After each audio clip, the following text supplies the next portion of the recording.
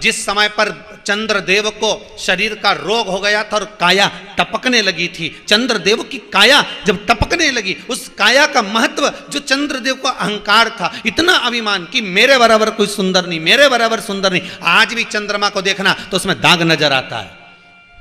सुंदरता का जो अभिमान करता है, उसके मुख पर, उसके स्वरूप पर कहीं ना कहीं एक भाव उत्पन्न हो जाता। चंद्रमा को अभिमान था, मैं इतना सुंदर, मैं इतना सुंदर। सुंदरता का इतना बखान चंद्रमा को था कि अपनी गुरु की धर्मपत्नी तक का स्मरण कर लिया उसने।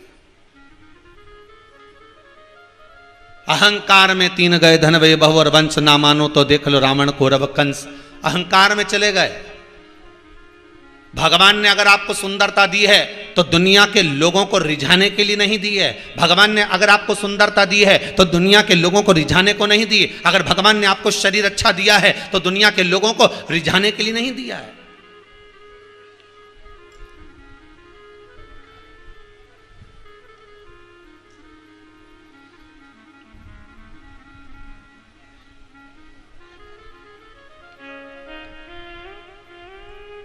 ये दुनिया के लोगों को रिझाने को नहीं दिया।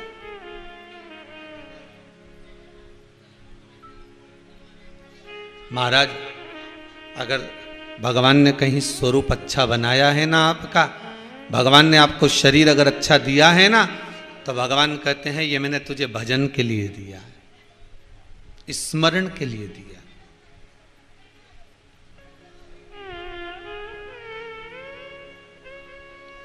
और जब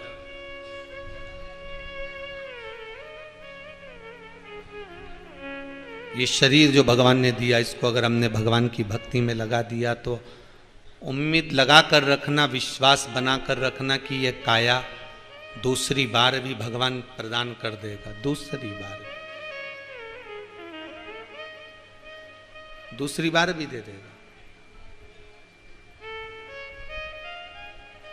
पर यदि इस काया का ही सदुपयोग नहीं हुआ तो वो काया किस काम की?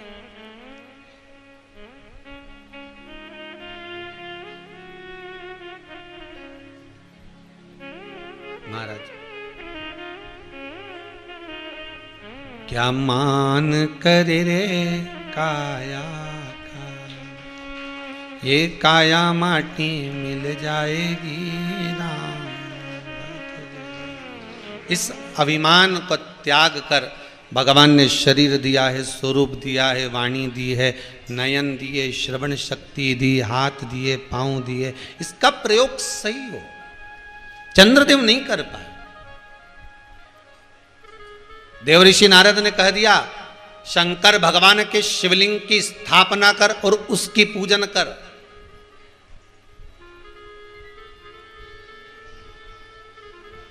शंकर भगवान के शिवलिंग की पूजन कर।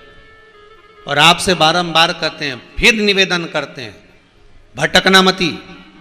जीवन में अगर दुख आया है, तकलीफ आई है, कष्ट आया है, रोग आया है, बीमारी आई है, तो शंकर के चरण पकड़ लेना, शिव मंदिर में जाना प्रारंभ कर देना, शंकर की आराधना चालू कर देना। शिव मंदिर जाने पर, आराधना करने पर भी अगर दुख नहीं कट रहा तो भगवान को जिम्मेदारी मत देना। भगवान से मत कहना कि तू मेरा दुख नहीं काट रहा। हमारे कर्म हैं, भगवान भी धीरे धीरे सेट करेगा कि कैसे इसको काटना है। ये एकदम तो नहीं काट देगा, क्योंकि उनको भी तो सब दूर बात करना पड़े, नहीं तो ब्रह्मा जी इस्तीफा दे दे। बात करना पड़ेगी, नहीं करना पड़ेगा।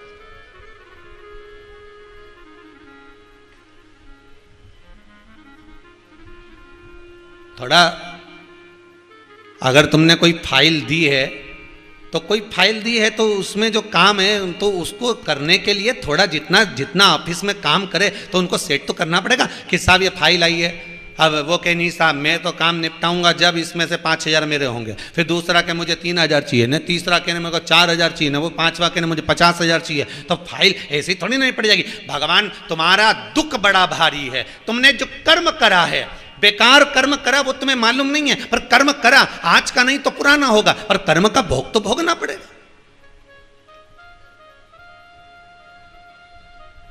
जैसे पिता के जाने के बाद में पुत्र को बैंक का लोन चुकाना, अरे जम के तो बोलो, पड़ता है।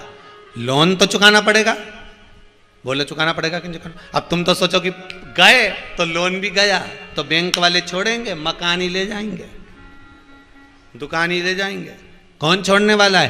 पिता के जाने के बाद पुत्र को लोन चुकाना पड़ता है, उसी तरह भले पिता चले गया पर लोन तो चुकाना पड़ेगा। उसी तरह यह शास्त्र कहता है कि हमने पूर्व में जो कर्म कर आए हैं तो मनुष्य की देह में आने के बाद चुकाना पड़ेगा। और मानव की देह को भी छोड़कर चले गए, फिर 84 लाख योनियां काटी और काटने के बाद फिर मनुष्य की देह मिली, फिर चुकाना पड़ेगा। पर चुकाना तो पड़ेगा।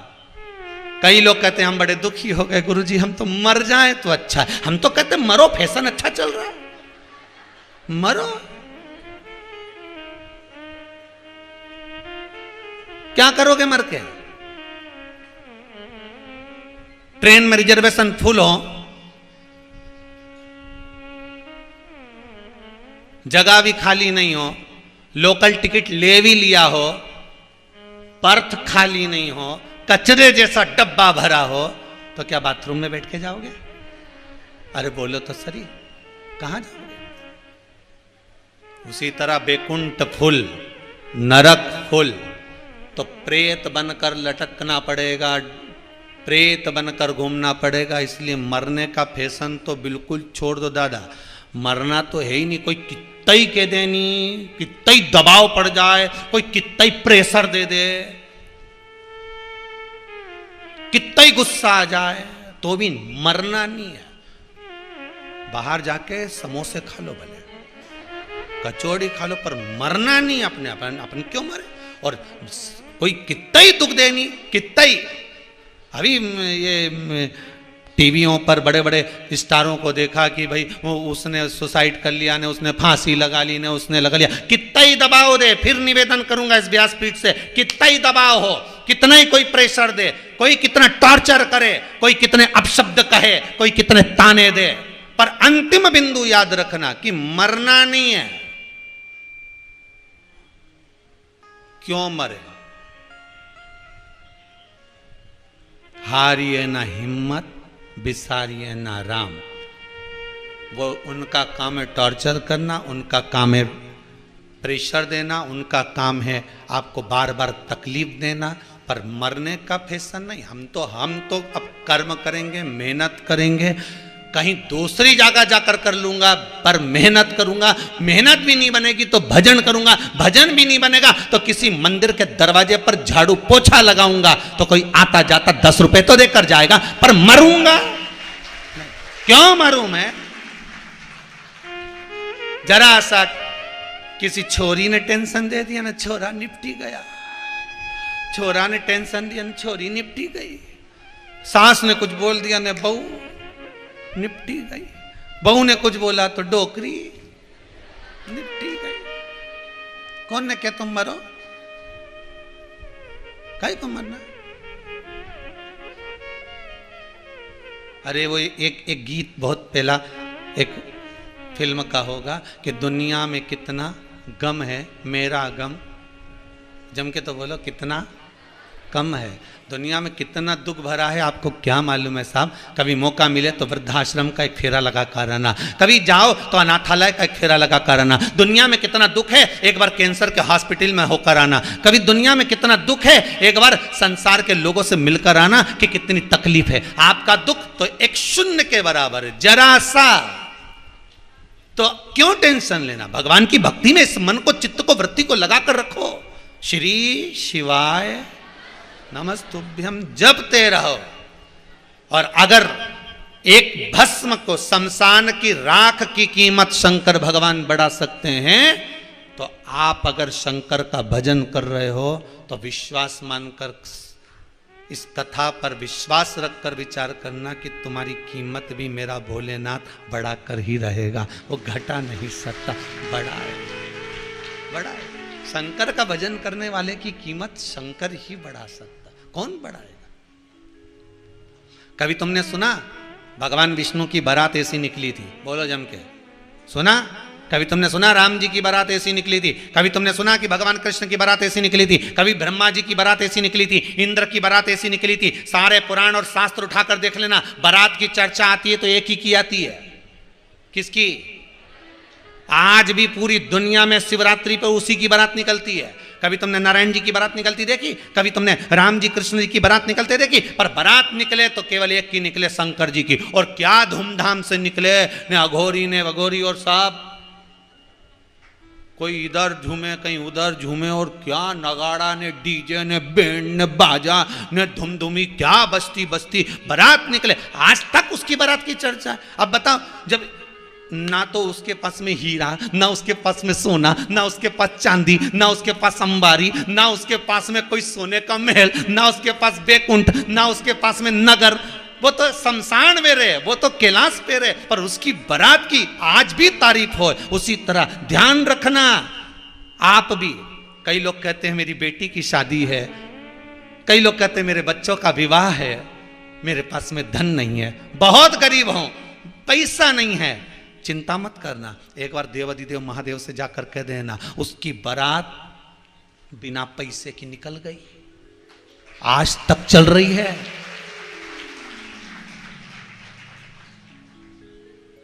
जिसको चिंता अपनी बेटी के विवाह की, जिसको चिंता, जिसको बेटे के विवाह की चिंता, वो शंकर जी पे छोड़ दो और भगवान पर छोड़कर फिर देखना कि शादी कैसी होती है।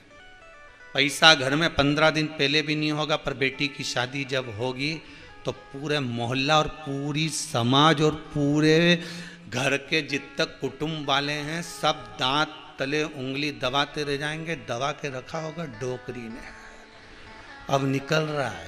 पहले तो रोती फिरती थी, 1 रुपया नहीं, रुपया नहीं, रुपया नहीं। अब कहां से आए? इतना जोरदार फंक्शन कर रही है, इतनी जोरदार शादी कर रही है, उसके पास में कुछ भी नहीं है, पर बाबा बैठा है। वो बैठा है मेरा शंभू, मेरा त्रिकालदर्शी, बड़ा भारी बैठा है।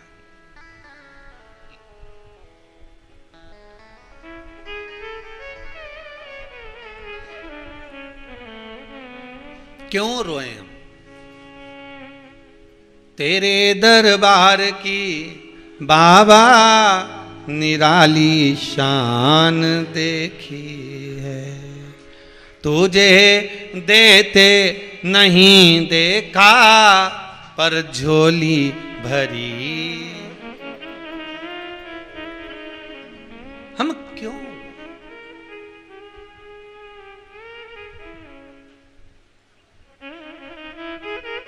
किसके लिए?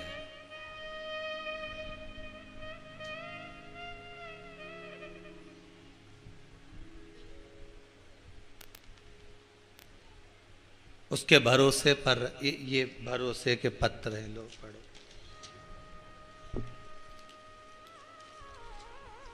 पहला तो निमंत्रण पत्रिका ही पढ़ दूं।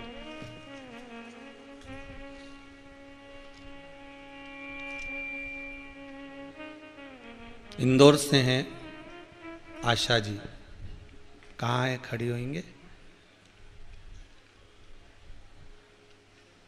बहुत बहुत साधुवाद, आपको बधाई हो। इंदौर से आई हैं आप।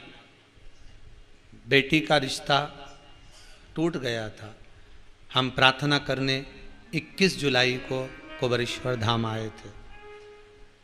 आज हमको 3 महीने में बाबा ने फिर बुला लिया और 21 जुलाई को आए थे और 21 अक्टूबर को आज फिर बाबा के दरबार में आकर निमंत्रण पत्रिका देने आए हैं उसी बेटी को। बैठ जाइए, बहुत बहुत साधुवाद। करा बाबा रहा, हम तो एक निमित्त हैं। ये जितने पत्र हैं, मैं किसका पत्र पढ़ूं? बहुत सारे हैं महाराज। इन पत्रों को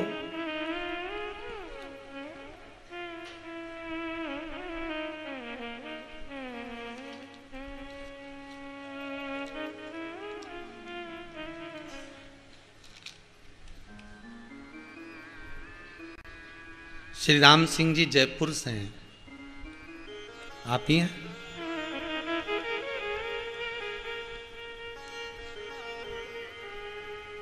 माइक दीजिए।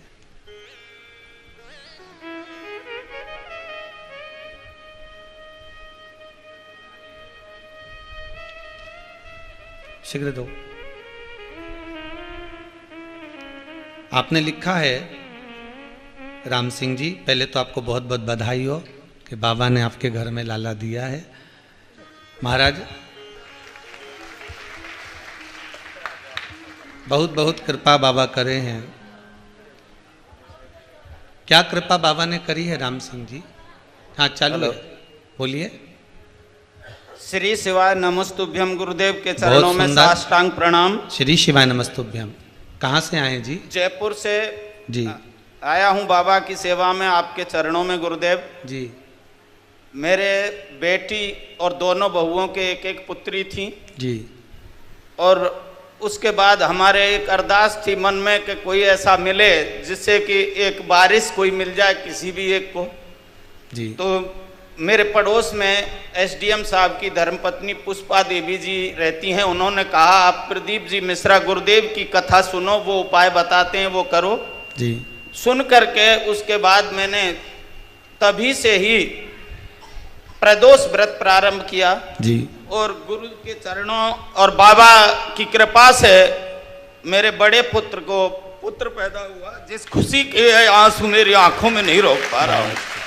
बैठिए, बहुत बहुत साधुवाद, बैठिए। बहुत बहुत धन्यवाद कि आपने अपने बेटे का नाम जो पोता हुआ उसका नाम भी शिवाय रखा है। जय हो जय हो जय हो। विराजिए, बहुत बहुत साधुवाद, बैठिए। गुरुदेव के चरणों में साष्टांग प्रणाम। नमः शिवाय, नमः शिवाय, श्री शिवाय।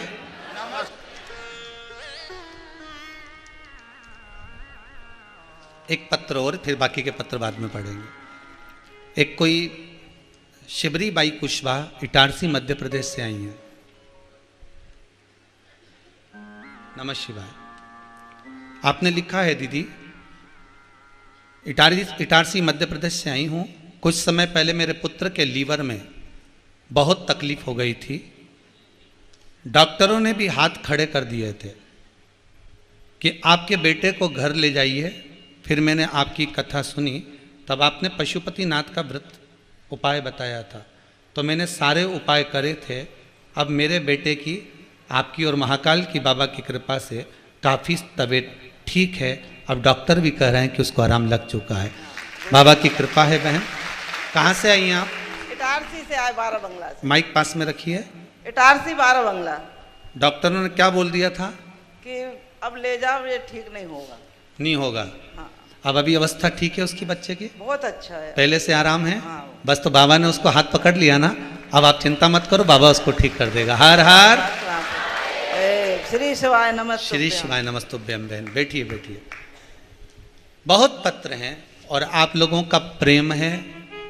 फिर निवेदन करेंगे, इस भूमि से ना तो कोई भभूत दी जाती है, ना बेल दी जाती है, और ना हम आपसे ज़्यादा मिलते हैं।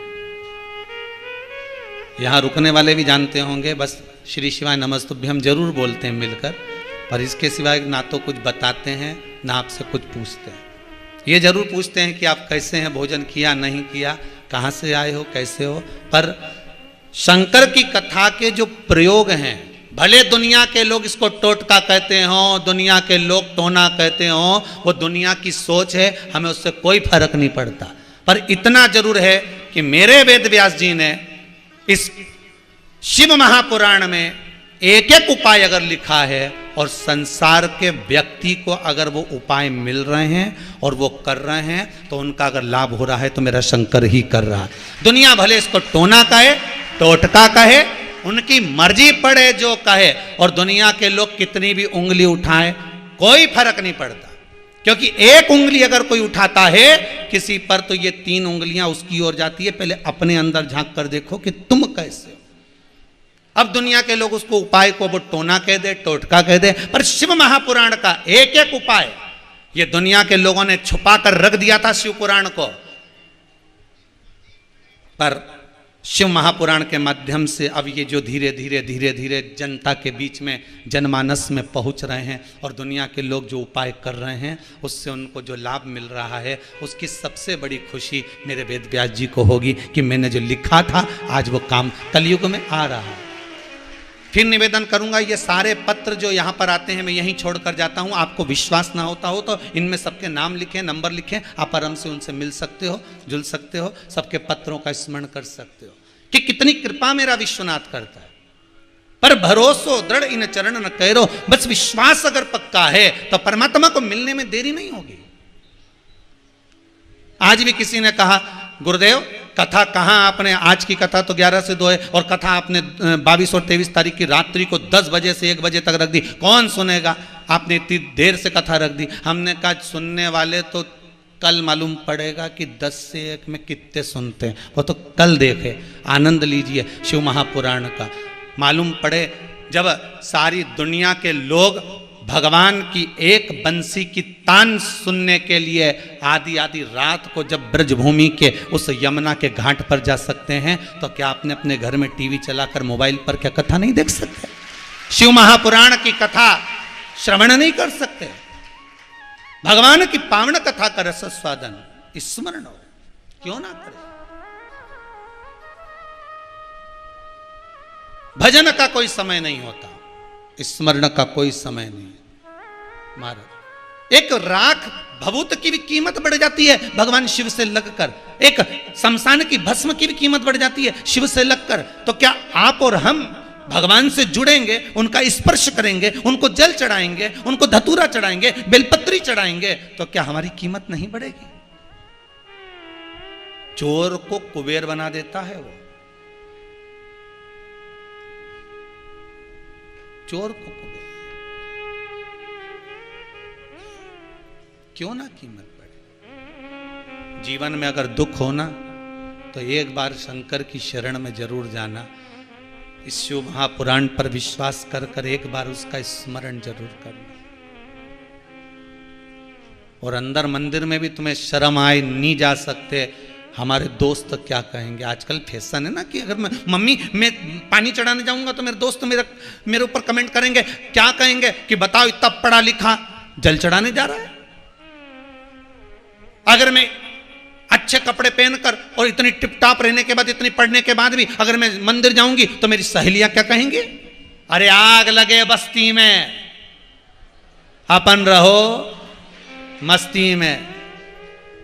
इसमें एक पत्र है जिसमें एक माता ने लिखा है कि उसके बच्चे का जॉब नहीं था, वो बेटी हो गया, पत्र ढूंढूंगा तो समय लगेगा।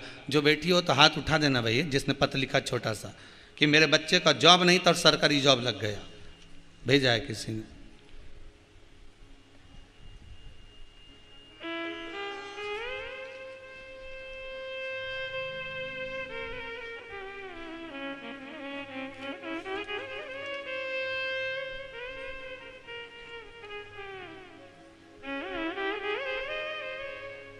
एक ये भी हैं, मैं प्रदीप जी पंड्या, ग्राम नागूखेड़ी, जिला देवास से आई हूँ। प्रदीप जी पंड्या आप ही हैं? माइक दीजिए जरा इनको।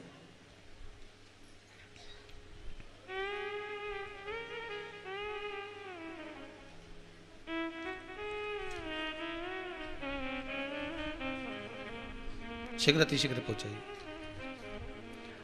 प्रदीप जी पंड्या जी, बहुत बहुत धन्यवाद, आप तो हमारे नाम राशि हैं, बड़े बाबा की कृपा हुई है। आपने लिखा है, मैं देवास नागूखेड़ा से आया हूँ, मुझे ब्रेन की नसों में सूजन डॉक्टर ने बता दी थी। हाँ जी, आप अपने मुख से बोलिए। जी कहाँ से आए? नागूखेड़ी देवास। जी क्या नाम है आपका? प्रदीप पंड्या जी। गुरुदेव मुझे ब्रेन की नसों में सूजन आ गई थी जिससे मेरा पूरा शरीर जाम हो गया था जी। ये साल भर पहले की बात है। फिर धीरे धीरे मैं अच्छा हुआ, फिर भी मुझे एक आंख से धुंधला दिखाई देने लगा जी। फिर मेरी बड़ी बहन ने मुझे बताया कि पशुपति व्रत करो, तो मैंने वो 5 व्रत करे और फिर मेरी आंखों की ज्योति भी आ गई और मैं पूरी तरह स्वस्थ हो गया। बाबा की कृपा है। हर हर महादेव। बैठिए, बहुत बहुत साधुवाद जी, बहुत बहुत साधुवाद। बाबा की कृपा है। बहुत सारे पत्र हैं, एक कोई सर्विस का भी पत्र है, इसमें मेरे को ध्यान में नहीं आ रहा उनका नाम, ढूंढेंगे जब वर्णन करेंगे उसका। शिव कृपा होती है। अब इस समय ना तो कोई एक लोटा पानी चढ़ाने में या दिया लगाने में मुझे तो नहीं लगता कि बहुत खर्चा आपका होता होगा, बोलो तो सही। पशुपति व्रत आप लोग करते हैं तो बहुत ज़्यादा खर्च तो नहीं है ना, बिल्कुल सरल व्रत है, आप दिल से करो उसको। पर YouTube पर हमारा फोटो लगाकर लोग दूसरी भाषा में बोलकर उस व्रत को बहुत बड़ा कर दे रहे हैं। मेरा निवेदन फिर है, गलत गलत यूट्यूब पर जाकर अगर हमारी वाणी नहीं दिख रही या व्यासपीठ दिखे, क्या दिखना चाहिए? सबसे बड़ा ट्रेडमार्क है व्यासपीठ। हम कभी भी इधर उधर कुर्सी पे बैठकर कुछ नहीं बोलते, व्यासपीठ से ही बोलेंगे जो भी बोलेंगे।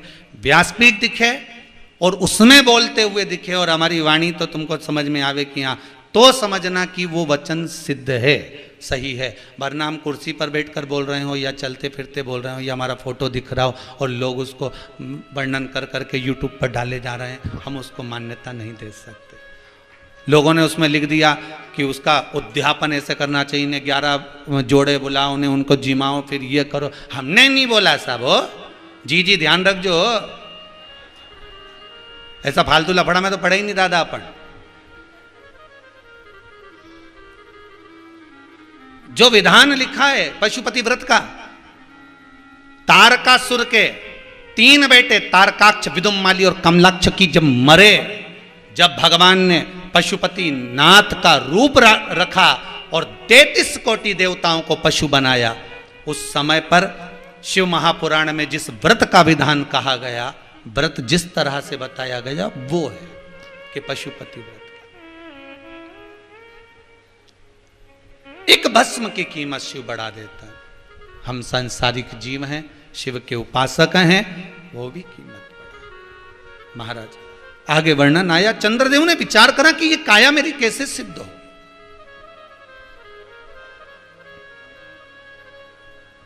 देवऋषि नारद चंद्रदेव से कहते हैं, शंकर भगवान को भस्म समर्पित करो। क्या चढ़ाइए? भस्म। भस्म समर्पित करो। उस भस्म का जो प्ररूप है, उस भस्म का जो स्वरूप है, वो सुख देने वाला। महाराज भस्म, शिव महापुराण की कथा में वर्णन किया था कि कितने तरह की भस्म होती है और कहां कहां चढ़ाई जाती है। उस भस्म का क्रम क्या है, आप लोग अगर पहले नहीं सुने हैं तो उसको निकाल कर सुनना यूट्यूब पर कि भस्म का क्रम क्या, भस्म का स्वरूप क्या। बखान क्या करूं मैं राखों के ढेर का, चपटी भभूत में खजाना कुबेर का। हे गंगधार मुक्ति द्वार ओमकार तू, बोले ओंकार तू, आयो शरण तिहारी बोले तारे तारे तू। भगवान शिव की भस्म का भी स्वरूप स्वयं देवर्षि नारद के कहने पर चंद्रदेव अपनी काया को श्रेष्ठ करने के लिए भस्म शंकर को समर्पित कर, भगवान शिव को भस्म चढ़ा रहे। और होना शिव की भक्ति का।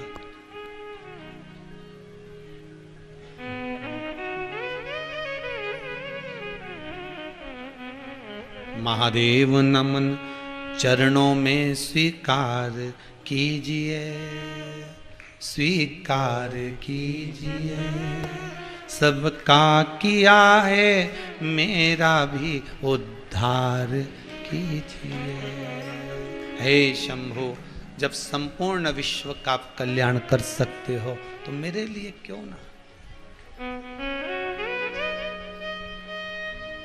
मेरे लिए क्यों ना।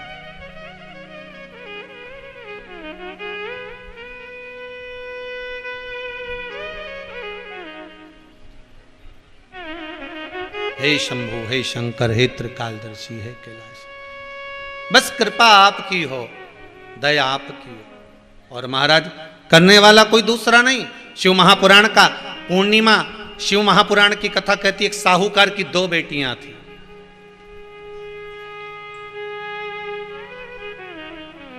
दोनों पूर्णिमा का व्रत करती थी,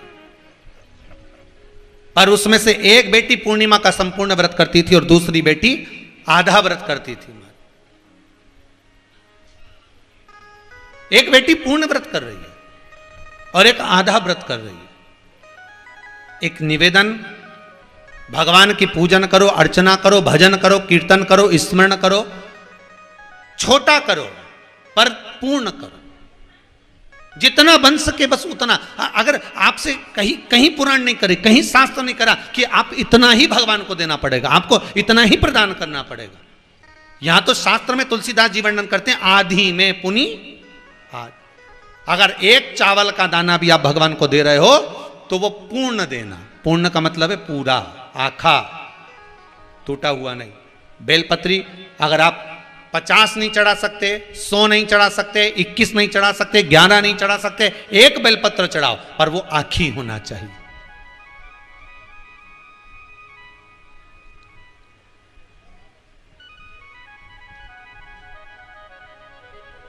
वो आखी होना चाहिए।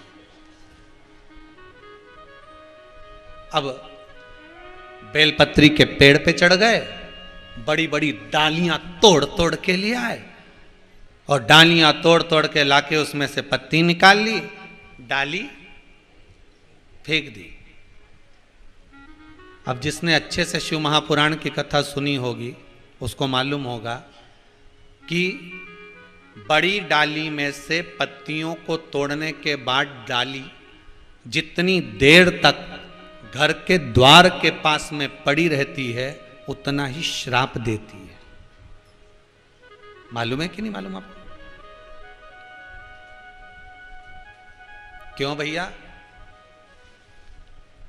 भगवान गुरुदेव ने राम जी से कहा, जाओ जाकर थोड़ा पुष्प और तुलसी लाने की व्यवस्था करो। जब धनुष भंग हो चुका था, सीता जी ने राम जी के गले में जयमाला पहना दी थी। आज गुरुदेव के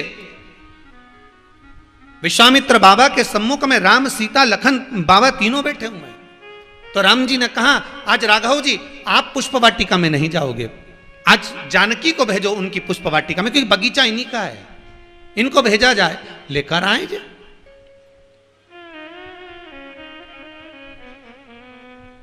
ये जाएं और पुष्प वाटिका से तुलसी लाएं, फूल लाएं, हमें सेवा करना है शालिग्राम जी की।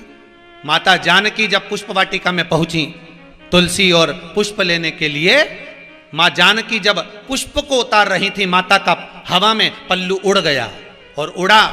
जब पल्लू उड़ा तो तुलसी जी के क्यारे पर गया, तुलसी जी के क्यारे के पत्ते कुछ नीचे गिर गए। जैसे ही आगे बढ़ी पल्लू से पत्ते नीचे गिर गए। जानकी मैया फूल और तुलसा लेकर आई, राघव जी के हाथ में दिया, राघव जी ने गुरुदेव के हाथ में दिया। गुरु जी जैसे ही शालिग्राम जी को चढ़ाने लगे तो तुलसी के पत्ते रोने लगे।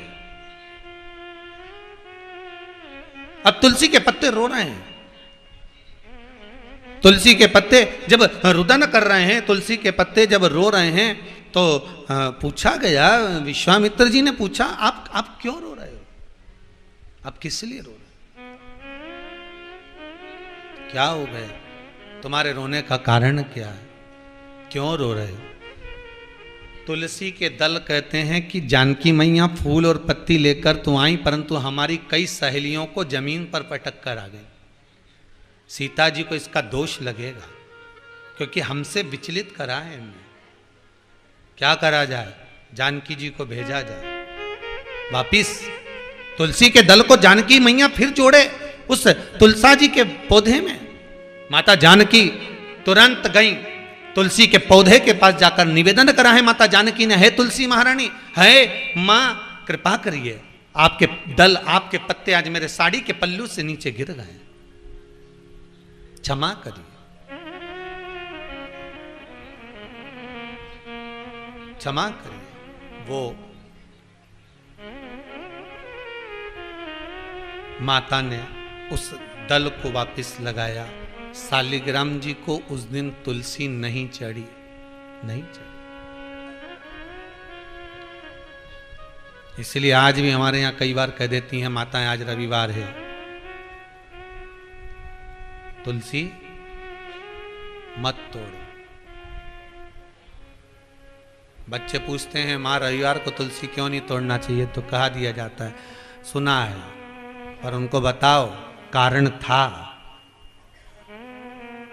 इसीलिए नहीं चढ़ी। कारण था, इसलिए समर्पित नहीं। आप बेलपत्री को अगर उतारना है पौधे में से, डाल में से, वृक्ष में से बेलपत्री तोड़ना है तो पत्तों को उतारिए, डालियां मत तोड़िए। डालियां ले जाने के बाद, पत्ते निकालने के बाद आप डाली को ले जाकर जहां पटकोगे वो श्रापिता देगी कि मैं अच्छी खासी भगवान की सेवा में लगी थी पर इसने मुझे सेवा से वंचित कर दिया। वो डाली में फिर पत्ते लगेंगे और पत्ते लगते ना जाने कितने बार शंकर जी को चढ़ते, पर तुम्हारे कारण वो डाली टूटी, तुम्हारे कारण तुमने उसको वंचित कर दिया सेवा से, उसका दोष तो लगेगा। अब तुम तो खुश हो गए, 108 चढ़ाया मैंने तो तुलसी बेलपत्र 108 चढ़ाया मैंने तो अब की हरतालिका तीज पे 500 चढ़ाया, मैंने तो शिवरात्रि पे 500 चढ़ाया, मैंने तो 1.25 लाख बेलपत्री चढ़ाई, मैंने तो ये चढ़ाई, तुमने तो चढ़ाई, पर उसके बाद वो जो डाली जिसमें कांटे लगे हुए थे तूने तो पत्ती तोड़कर पटक दी, उसको किसी काम की आई? अरे बोलो तो नहीं आई। उसका दोष कौन को लगेगा?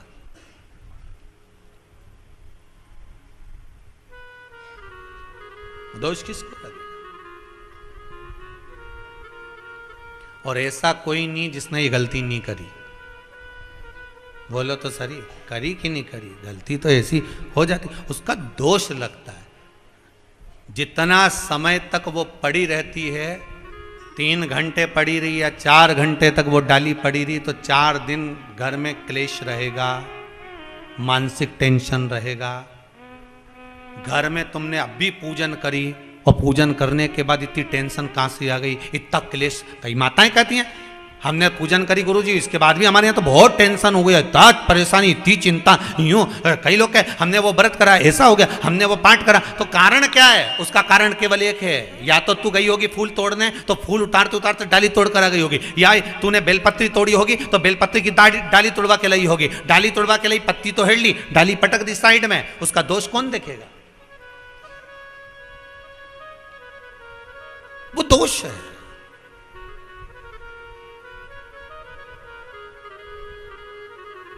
हम देते तो इतना सा है और लेने का प्रयास बहुत हो जाता है।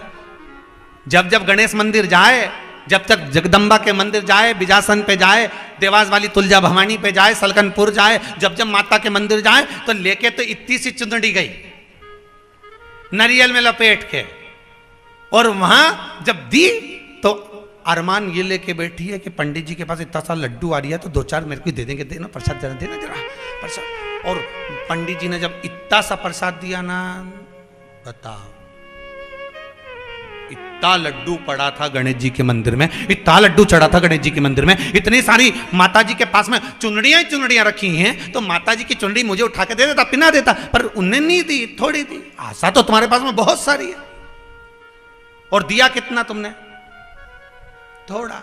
लेने की आशा, मना नहीं, आशा लगाओ, पर शास्त्र कहता है कि फिर उतना समर्पण भी होना चाहिए। बेलपत्री चढ़ाओ, डाली नहीं टूटना चाहिए, डाली लगे रहने दो, पत्ते उतारो, और अगर डाली तोड़ी भी है तो कोमल वाली जो डाली होती है उसको निकाल लो, फिर कर सकते हो। पर जो बड़ी डाली हो जिसमें और आस लगी हो कि इसमें और पत्ते लगेंगे, और पत्ते आ जाएंगे, शिव जी पे और चढ़ेंगे, उसको तोड़कर इकट्ठा कर लेना, ये कहीं की सहजता की बात। महाराज, शिव उपासना में भक्ति का बल, भगवान की भक्ति में इस चित्त को, इस मन को, इस भाव को, इस दृष्टि को लगा कर रखोगे तो जीवन की सार्थकता अपने आप सिद्ध हो जाएगी, अपने आप सिद्ध। महाराज, शिव कथा कहती है एक साहूकार की 2 बेटियां महाराज, और साहूकार की 2 पुत्रियां। एक बेटी पूर्ण व्रत कर रही है और एक आधा व्रत कर रही है, अधूरा व्रत। एक पूरा व्रत कर रही है, एक आधा व्रत कर रही है। 2 बेटियां हैं। फिर निवेदन करेंगे, जो भी व्रत करो, जो भी प्रयोग करो, उसमें थोड़ा चढ़ाओ पर पूरा चढ़ाओ। एक बात हमेशा याद रखिए, मान लो शिव की सबसे ज़्यादा प्रिय 2 चीज़ें हैं, एक भक्ति, दूसरा भाव।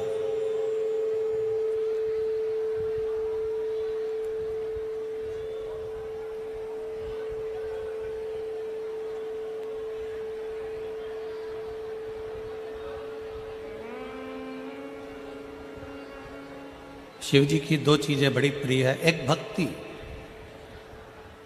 और दूसरे नंबर पर है भाव। अब भक्ति किसकी? शिव महापुराण की कथा कहती है, भगवान शंकर का चरित्र कथा, शिव तत्व कथा है, शंकर की कथा कहती है, शंकर भगवान का पावन कथा वर्णन कर रही है, शंकर जी का चरित्र वर्णन कर रहा है, शिव महापुराण की कथा कर रही है।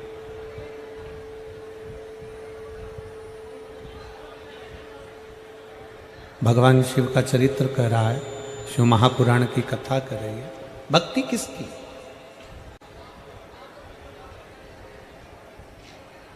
आप अपने घर में रह रहे हो, आप अपने घर में निवास कर रहे हो और घर में रहकर भी अपने परिवार को संभालते हुए, अपनी परिवार को संजोते हुए अगर मुख से चलते फिरते भी भगवान का नाम ले रहे हो तो समझ लो कि शिव तुमको स्वीकार कर रहा है, तुम्हें ठुकरा नहीं रहा है।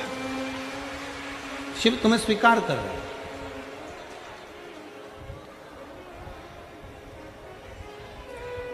काम करते रहो, नाम जपते रहो। कर्म करते करते, काम करते करते भी अगर आप शंकर की भक्ति कर रहे हो, नाम ले रहे हो, मंत्र जाप कर रहे हो, स्मरण कर रहे हो, नाम जाप कर रहे हो, शिव ने तुम्हें स्वीकार कर लिया। पर शिव महापुराण की कथा कहती है कि दो चीजों से भगवान शंकर मिल जाते हैं, एक भक्ति के बल पर, दूसरा भाव के बल पर। दूसरे नंबर पर है शुद्ध सात्विक भाव। आपका भाव, आप भगवान के प्रति कितना सुंदर भाव रखते हो।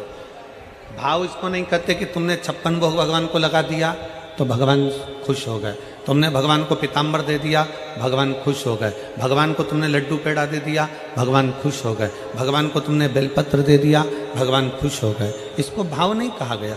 भाव किसको कहते हैं कि तुम भगवान से कोई संबंध जोड़ दो।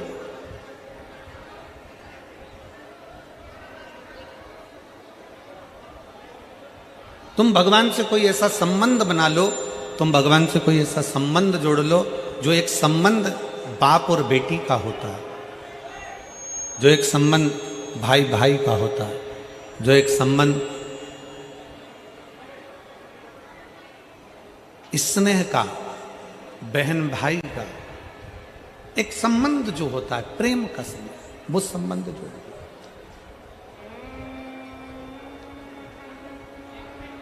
हम आप लोगों से कहते हैं कि सीहोर आओ, कुबेरेश्वर धाम पर आओ, बाबा के धाम पर आओ, तो ये मानकर आना कि वो तुम्हारा मायका है। बोलो, बोलते हैं कि नहीं बोलते? जम के बोलो जरा, बोलते हैं ना कि अगर सीहोर आओ, कुबेरेश्वर धाम पर आओ, बाबा के धाम पर आओ, तो ये मानकर आओ कि वो तुम्हारा मायका है, वो तुम्हारा मायका है। तो केवल कुबेरेश्वर धाम ही तुम्हारा मायका नहीं है, केवल कुबेरेश्वर धाम ही तुम्हारा मायका नहीं है। 12 ज्योतिर्लिंग, महाकाल जाओ, काशी जाओ, केदार जाओ, सोमनाथ जाओ, मल्लिकार्जुन जाओ, सोमेश्वर जाओ, तुम्हारी मर्जी पड़े, तुम जिस ज्योतिर्लिंग पर दर्शन करने के लिए जाओ, कुबेरेश्वर धाम आओ। तुम जहां जा रहे हो वहां शंकर का अगर धाम है तो तुम ये मान कर जाओ कि यहां मेरा मायका है, मैं अपने बाप से, अपने पिता से बात करने के लिए आई, अपने पिता से मिलने के लिए आई। और अपने पिता से, अपने बाबुल से, अपने पिता से हम हमारे दिल की बात, हमारे हृदय की बात, हमारे चित्त की बात हम कर रहे हैं। अब करो, 2 क्षण बैठकर, 2 पल बैठकर, 2 घड़ी बैठकर भगवान शंकर से अपने मन की बात करें। 2 पल बैठकर, 2 घड़ी बैठकर, 2 क्षण बैठकर आप भगवान शंकर से अपने दिल की बात करें।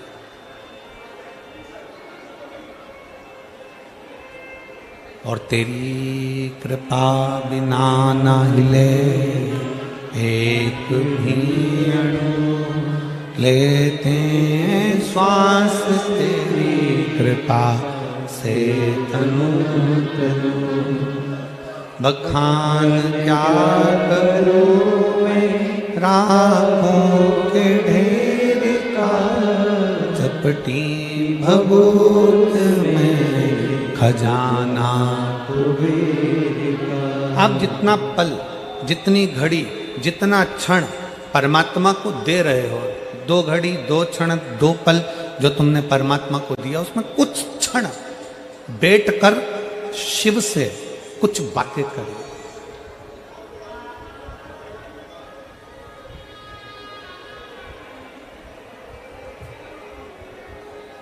कुछ बैठकर बातें करो।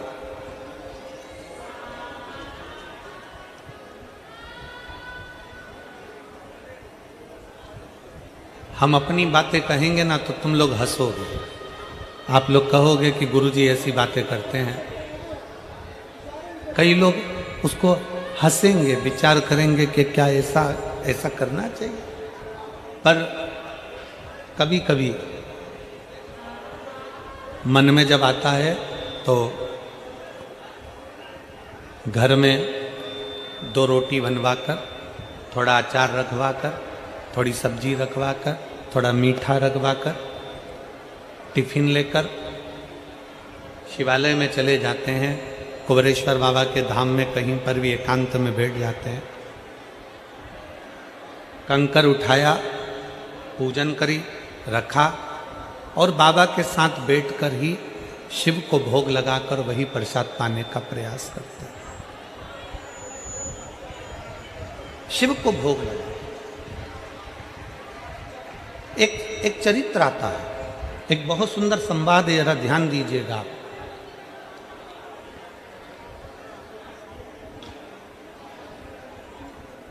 जिस व्यक्ति की बीमारी खत्म ही नहीं हो रही, कभी पाँव में दर्द आ गया, कभी कमर में दर्द आ गया, कभी पीठ में दर्द आ गया, कभी सिर में दर्द आ गया, कभी आँखों में तकलीफ हो गई, कभी दमा चलने लगा, सांस चलने लगी, कभी डॉक्टर को दिखाया तो थायराइड हो गया, कभी मालूम पड़ा कि मेरा कोई ब्लड कम हो गया, कोई प्लेटलेट कम हो गई, कोई कुछ हो गया, कोई कुछ हो गया।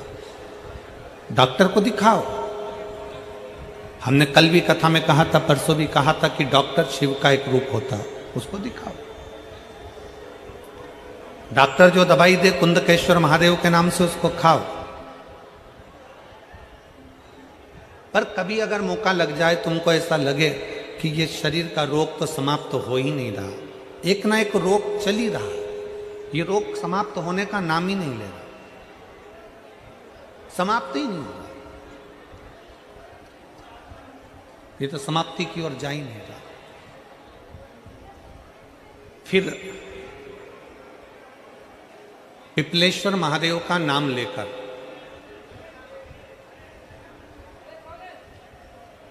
पिपलेश्वर महादेव का नाम लेकर कुछ भी मीठा जो में बना सकते हो, हलवा बना सकते हो हलवा, सीरा बना सकते हो सीरा, खीर बना सकते हो खीर, चूरमा बना सकते हो तो चूरमा, लड्डू बना सकते हो तो लड्डू, जो तुम घर में मीठा बना सकते हो उसका केवल 7 ग्रास का अन्न। कितने ग्रास? जम के बोलो जरा। 7 ग्रास। 7 ग्रास मतलब 7 कोर, 7 ग्रास का अन्न एक पात्र में ले लो और पिपलेश्वर महादेव का नाम लेकर किसी भी शिवालय में, शंकर के मंदिर में जाकर एक बेलपत्र रखकर उस जो प्रसाद तुम बना कर ले गए हो, जो तुम भोग बना कर ले गए हो, उसका स्पर्श कर कर पिपलेश्वर महादेव का नाम लेकर शंकर को उस भोग को रखकर, बेलपत्र रखकर शिवजी को 7 बार एक ही लोटे का जल, केवल एक लोटे का जल 7 बार उत्तर की ओर मुख कर कर दक्षिण में खड़े होकर शंकर के शिवालय पर 7 बार एक ही लोटे का जल 7 बार थोड़ा थोड़ा कर कर उसको गिरा दीजिए, शिव जी के ऊपर चढ़ा दीजिए 7 बार। बाद में जो प्रसाद पर आपने बेलपत्र रखी है उसी बेलपत्री को उठाकर शंकर के शिवलिंग पर चढ़ा दीजिए। बाबा को प्रणाम करिए। बाबा, मेरे शरीर का रोग समाप्त नहीं हो रहा, गोलियां खा रही हूँ, दवाई खा रही हूँ, कुंदकेश्वर महादेव का नाम लेकर दवाइयाँ ले रही हूँ, पर कभी घुटना, कभी कमर, कभी आँख, कभी थायराइड, कभी कुछ, कभी बीपी, कभी शुगर, कुछ ना कुछ चल ही रहा है। बाबा, अब आपको संभालना। किसी भी दिन पिपलेश्वर महादेव का नाम लेकर वो चढ़ी हुई बेलपत्री लियाओ, प्रसाद लियाओ, घर पर आने पर जैसे ही घर के अंदर प्रवेश करो, सबसे पहले बेलपत्री को चबा चबा कर खा लो। फिर वो जो प्रसाद है, उस प्रसाद को 7 गांठ से थोड़ी थोड़ी देर में 7 बार में उसको खा लेना। बाबा देवाधिदेव महादेव का नाम लेकर, पिपलेश्वर महादेव देव का नाम लेकर प्रणाम कर कर जल का आचमन, हाथ की हथेली में जल लेकर 7 बार आचमन कर लीजिए और शिव का, पिपलेश्वर महादेव का नाम ले लीजिए।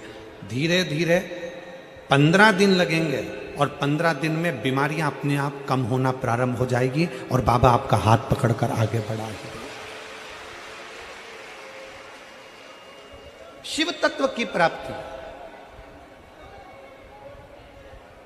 5 दिन की फरीदाबाद में शिव महापुराण की कथा हरियाणा की इस पवित्र भूमि पर 5 दिन की चल रही है। आज कथा का 4th दिवस है। कथा के माध्यम से आज कथा की शिवरात्रि है। आज कथा की शिवरात्रि। कल कथा सुबह 8 बजे से 11 बजे तक हो जाएगी इस पंडाल में। टीवी पर 2 बजे से 5 बजे तक आ जाएगी। कल कथा टीवी पर 2 से 5 आएगी।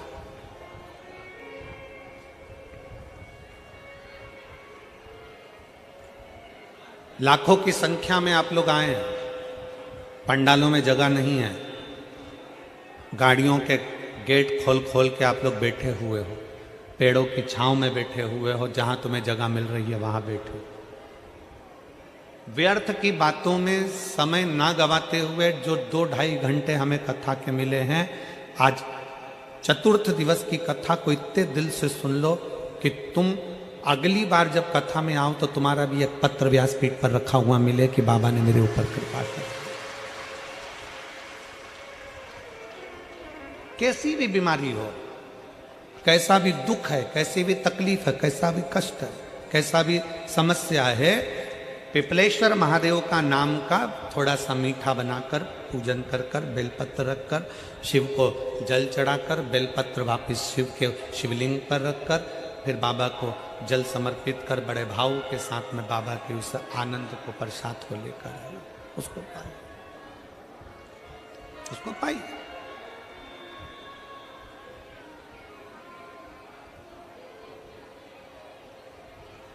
पर भाव के साथ, विश्वास के साथ, और निर्मल मन सो मोहि पावा, मोहि छल छिद्र कपट नावा। एक विश्वास के साथ जब हम भगवान शंकर को रिझाएंगे, एक भरोसे के साथ जब हम भगवान शंकर को रिझाएंगे, तो शिव हमारे करीब में आए, शिव हमारे पास में आए। केवल एक भरोसा। शिव महापुराण की कथा कहती है भक्ति और भरोसा ये दोनों इतने प्रबल होने चाहिए कि भगवान को मिलने में देरी ना लगे, भगवान को पाने में देरी ना लगे। भक्ति और भरोसा बड़ा प्रबल कर लीजिए, बड़ा प्रबल।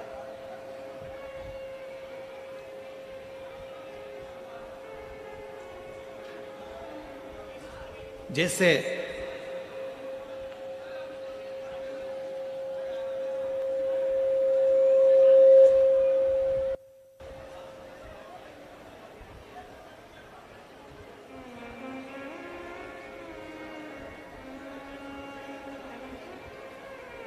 एक बड़ा दुबला पतला सा लड़का,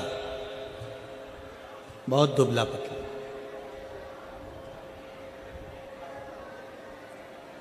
और महाराष्ट्र में कथा चल रही थी, वहां पर रक्तदान शिविर भी लगा हुआ था।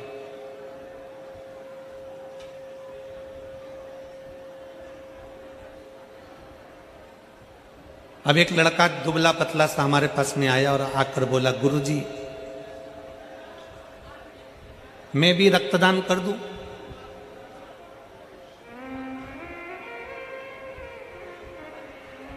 क्या मैं भी रक्तदान कर दूं? एक तो बहुत दुबला पतला, शरीर में केवल हड्डियां ही हड्डियां, थोड़ा सा मांस।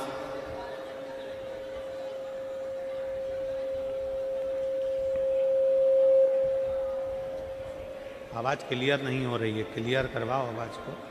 आवाज क्लियर होना चाहिए, बाहर की आवाज अंदर आ रही है, बाहर की सारी आवाज अंदर आ रही है, अंदर की आवाज नहीं है बिल्कुल भी।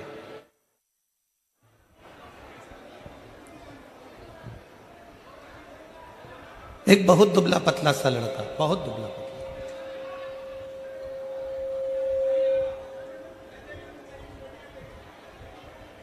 और वो दुबला पतला सा लड़का कहे गुरुजी मुझे भी रक्तदान करना है, क्या मैं रक्तदान कर सकता हूं? हमने कहा बेटा तुम्हारा मन है, खूब प्रेम से करो, और करना चाहिए। तुम्हारा दिया गया रक्त कहीं ना कहीं किसी के काम आ जाए, इससे बढ़कर और क्या चाहिए। पर गुरुजी, वो लड़का बोला मैं पहले एक बार अपने कॉलेज के दोस्तों के साथ मिलकर एक जगह पे रक्तदान कर आया था, फिर 5 दिन के बाद मुझे 2 बोतल रक्त लग गया था। दे के थोड़ा सा आया था और लग गया ज्यादा। हमने उस बच्चे से कहा अगर शरीर में रक्त नहीं है और तुम चाहते हो कि किसी को रक्त का दान दिया जाए, तो शिव महापुराण एक बड़ी सुंदर बात कहती है कि इतने मीठे शब्द किसी व्यक्ति से बोलो, इतने मीठे शब्द बोलो, इतनी अच्छी बातें बोलो कि सामने वाले का खून तुम्हारी वाणी से अपने आप बढ़ जाए, तो समझ लो कि तुमने रक्तदान कर दिया।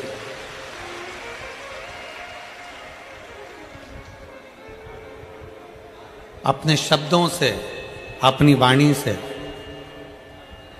आप इतना मीठा बोलिए, अपनी वाणी से आप इतना श्रेष्ठ बोलिए कि सामने वाले का अपने आप रक्त बढ़ना प्रारंभ हो जाए कि कोई मेरे साथ में खड़ा हुआ है, कोई मेरे पास खड़ा हुआ है, कोई मेरे नजदीक में खड़ा हुआ है, कोई मेरा अपना है।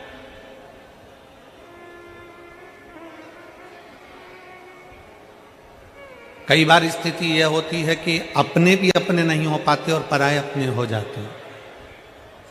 शिव महापुराण की कथा कहती है अपनी वाणी में वो बल होना चाहिए, आपकी वाणी में वो शब्द होना चाहिए, वो बल होना चाहिए कि आप पराये को भी कुछ बोल दो तो वो आपकी वाणी को सुन ले, स्वीकार कर। श्रेष्ठ माने, सहजता की बात। तो मेरे भोले बाबा को, मेरे शंकर जी को रिझाने के लिए एक तो चाहिए तुम्हारी निर्मल भक्ति, और दूसरा चाहिए विश्वास, भाव, और भाव भी वो जिसमें कोई दिखावा नहीं है। उस भाव को अपने पास में रखिए जिस भाव में कोई दिखावा नहीं, कोई दिखावा नहीं, कोई आडंबर ना हो।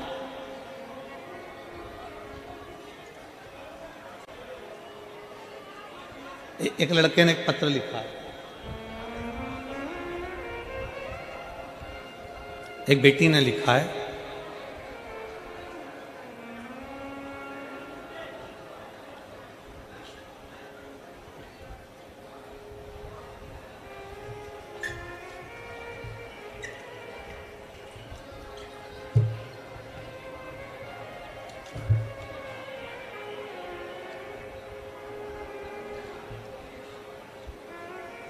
उर्मिला नरवत, पति का नाम है हितेश नरवत।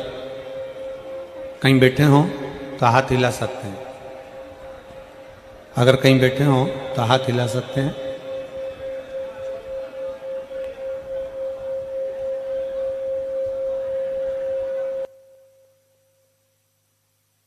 उधर की आवाज कम करके, ये जो बार बार विसिल आ रही है ना,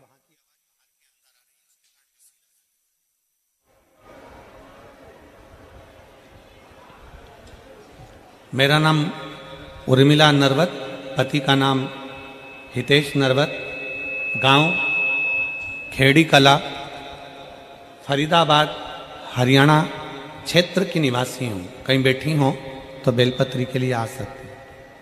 मेरा मोबाइल नंबर ये है। मैं भोले बाबा का और पशुपति व्रत की महिमा का क्या वर्णन करूं गुरुदेव। भोले बाबा ने इस दिवाली मेरे घर को खुशियों से जगमग कर दिया। मैं पिछले 3 साल से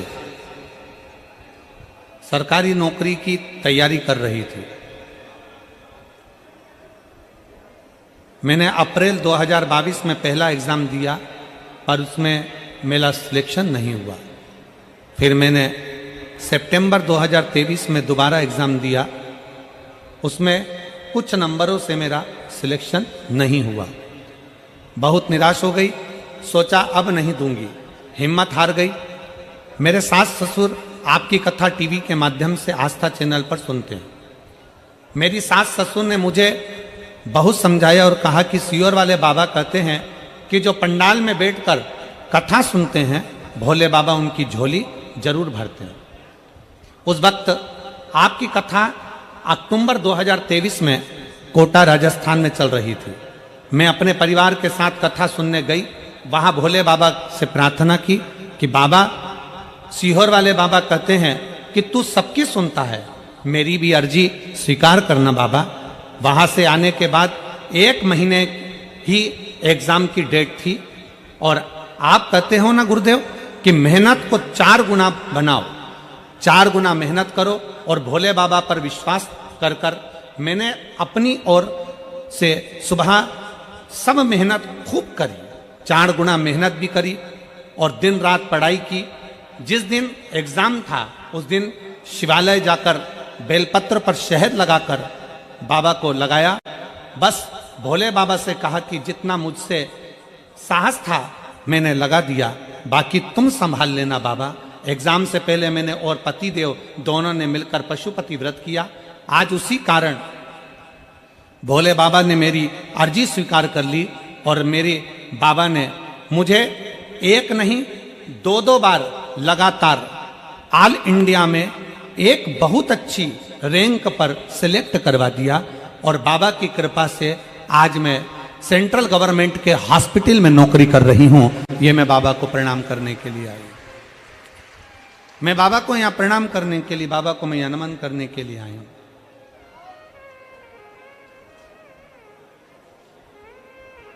लाइन अच्छी लिखी है, आप और हम गुनगुनाते हैं। एलईडी पर पत्र दिख रहा है क्या? आस्था चैनल पर दिख रहा है, ठीक है।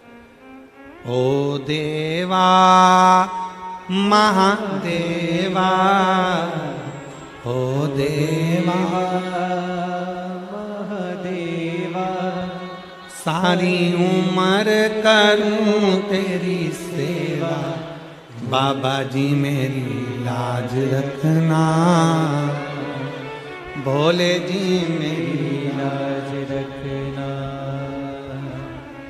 बाबा जी मेरी लाज रखना, भोले जी मेरी लाज रखना। अपने दिल से, अपने हृदय से, अपने चित्त से, अपने मन से बाबा को प्रार्थना करिए। शिव जी से अमित, ये चल रहा है, कान लगाकर सुनिए। बाबा से प्रार्थना करिए, बाबा से विनय करिए, निवेदन करिए, शिव जी से अपने मन की बात करिए,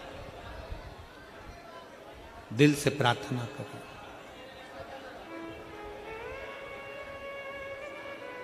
इस बेटी का भाव कितना शुद्ध था, यह विचार करिएगा जरा। सास ने उसको कहा, सास ससुर बोले कि बेटा हिम्मत मत हार, एक बार हिम्मत कर कर, दिल कर कर, एक बार भाव के साथ में तू कथा रस तत्व को श्रवण कर और 4 गुनी मेहनत कर।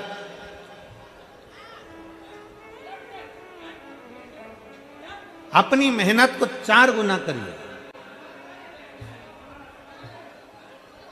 और जब अपनी मेहनत को 4 गुना करोगे, अपनी मेहनत को 4 गुना बढ़ाओगे, अपनी मेहनत 4 गुना करोगे, दिन रात एक कर दोगे और शंकर भगवान का नाम लेकर एक बेलपत्री शहद की लगाकर शिव के पास जाओगे, तो यह पक्का है कि देवाधिदेव महादेव तुम्हारी मुराद पूर्ण जरूर करेंगे। क्यों नहीं करेंगे? बोल बम का नारा है,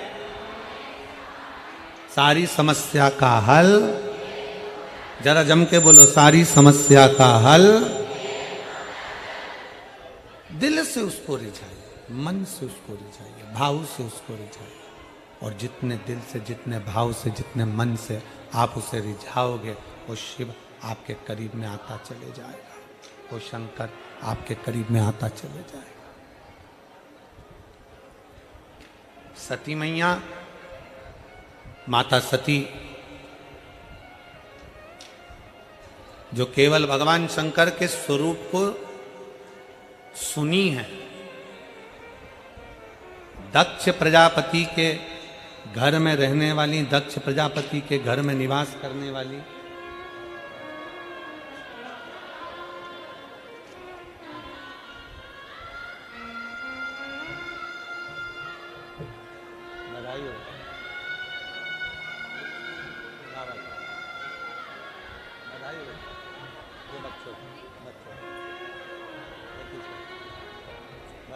बहुत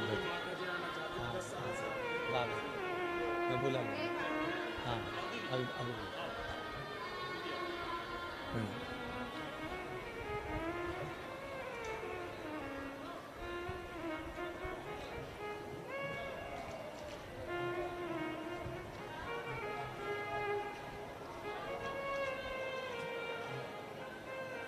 आ जाइए, आ जाओ, आ जाओ।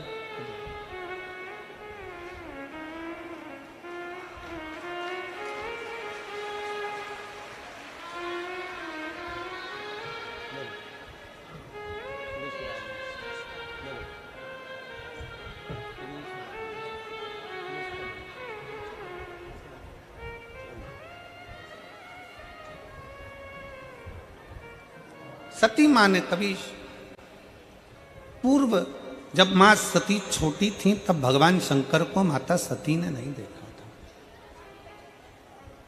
माता सती भगवान शंकर को नहीं देखी, बस उन्होंने श्रवण किया था, सुना था, केवल सुना था।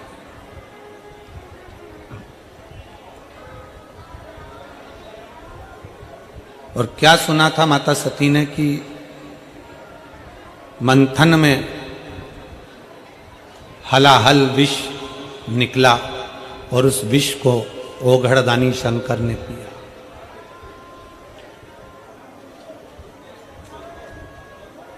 शंकर भगवान यदि विष पी सकते हैं तो शंकर का जो भक्त होता है, शंकर भगवान को जो मानने वाला होता है, वो भी साधारण नहीं होता।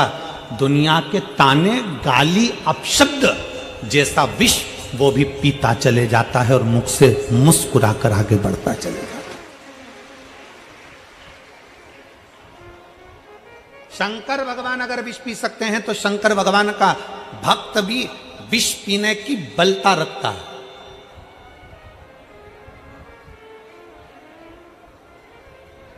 किसी ने अपशब्द कह दिया, आप मुंह फुला कर बैठ गए। किसी ने आड़ा टेढ़ा कह दिया, आपने मंदिर जाना छोड़ दिया। किसी ने अपशब्द कह दिया, आपने भगवान का भजन करना छोड़ दिया।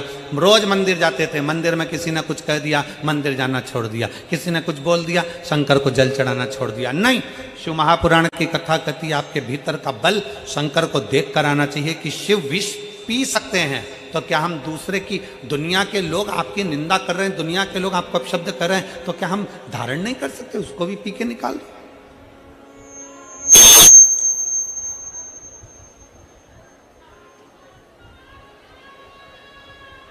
शिव तत्व की प्राप्ति अपने भीतर। सती मैया ने शंकर को कभी देखा नहीं था। बाल्यावस्था से सती माँ ने दक्ष प्रजापति के नगर में, दक्ष प्रजापति के महल में, दक्ष प्रजापति की सभा में सती माता के सामने देवऋषि नारद आकर कहते थे, शंकर जी ने ये करा, शिव जी ने वो करा, शंकर ओघड़दानी है, शंकर भगवान विष पी गए, शंकर भगवान त्रिपुरासुर का वध कर दिए, शंकर भगवान ने ये कर दिया, शंकर भगवान ने वो कर दिया। दिन रात सती मैया शिव शिव शिव शिव सुना करती थी, शंकर को सुना।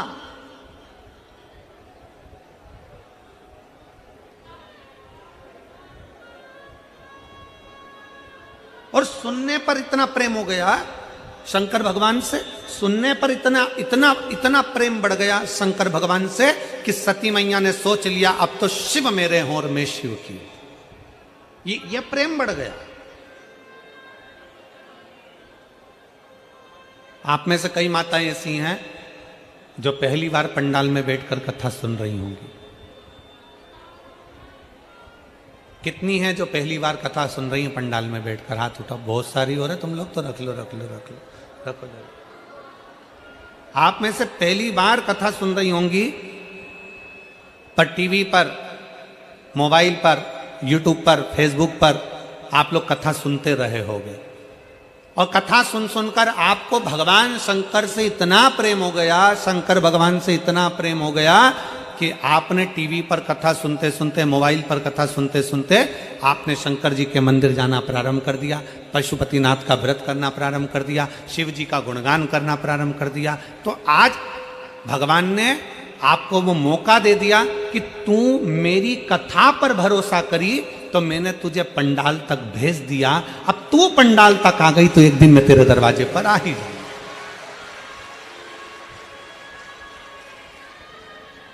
मतलब आपने पहली मंजिल पार कर ली है।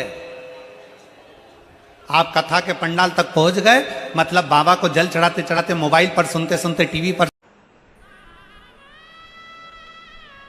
जहां जहां शिव महापुराण की कथा होती है वहां नेटवर्क ही नहीं लगता, क्योंकि वहां एक ही नेटवर्क चलता है, वो शंकर जी का। बाकी के सारे नेटवर्क फेल हो जाते हैं।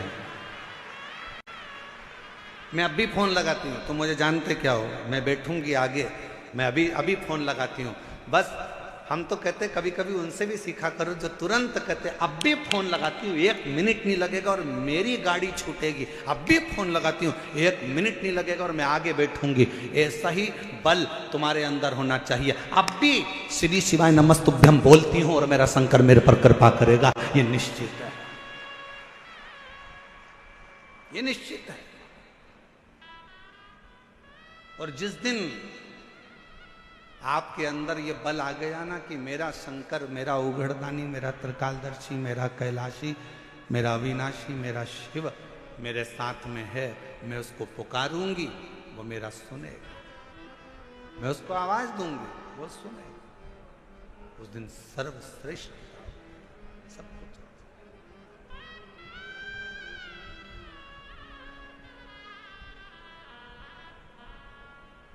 क्यों आए हो कथा में?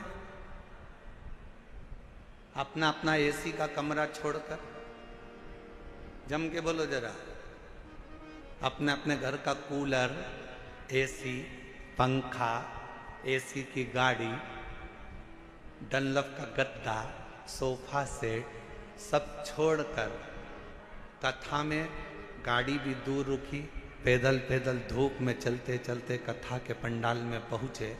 जरा विचार करिएगा क्यों आए हो? क्योंकि तुमको मालूम है कि मैं 12 ज्योतिर्लिंग की यात्रा करने नहीं जा सकती, पर अगर मेरे नजदीक में शिव महापुराण की कथा हो रही है, मैं आज आकर पहुंच गई तो 12 ज्योतिर्लिंग का फल हमें प्राप्त हो। मेरा शिव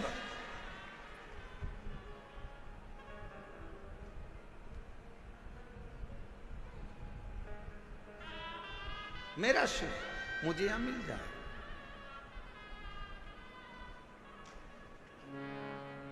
मेरा शंकर मुझे यहां मिलेगा। आप सबको मालूम है कि मैं अगर यहां बैठूंगी, अपने दिल की बात अपने बाबा से कहूंगी तो मेरा बाबा यहां बैठकर सुनेगा। और कितनी बड़ी कृपा दिल्ली की इस कथा में हो रही है मेरे भोलेनाथ जी की। जरा विचार करिएगा कि कथा के मध्य में ही 24 तारीख को प्रदोष पड़ जाएगा, 25 तारीख को मासिक शिवरात्रि पड़ जाएगी, 26 तारीख को कथा की शिवरात्रि पड़ जाएगी और 27 तारीख को कथा विराम हो जाएगा।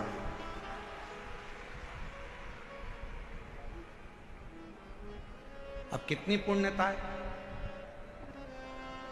बस अपने चित्त को, अपने मन को, अपनी भक्ति को शिवमय बनाओ। प्रथम दिन था, गुरु द्रोणाचार्य ने सामने बिठाया अपने शिष्यों को, 105 शिष्य सामने बैठे।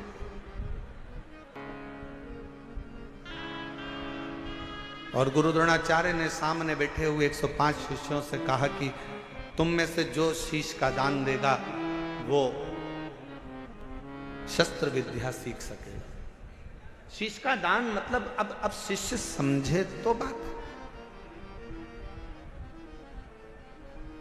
जो समझे वो तो जाने ना। शीश का दान का मतलब ये नहीं है कि गुरु ने कहा कि शीश का दान दे दो मतलब शीश काट दो। नहीं नहीं नहीं, शीश का दान का मतलब है कि अपने अहंकार का त्याग करोगे। और जब किसी गुरु की शरणागति में जाओ, कहीं अगर भगवान की भक्ति करने के लिए जाओ, यदि कहीं भगवत भजन करने के लिए जाओ, तो सबसे पहला काम करो कि अपने अहंकार का त्याग करो, अपनी अभिमतता का त्याग करो।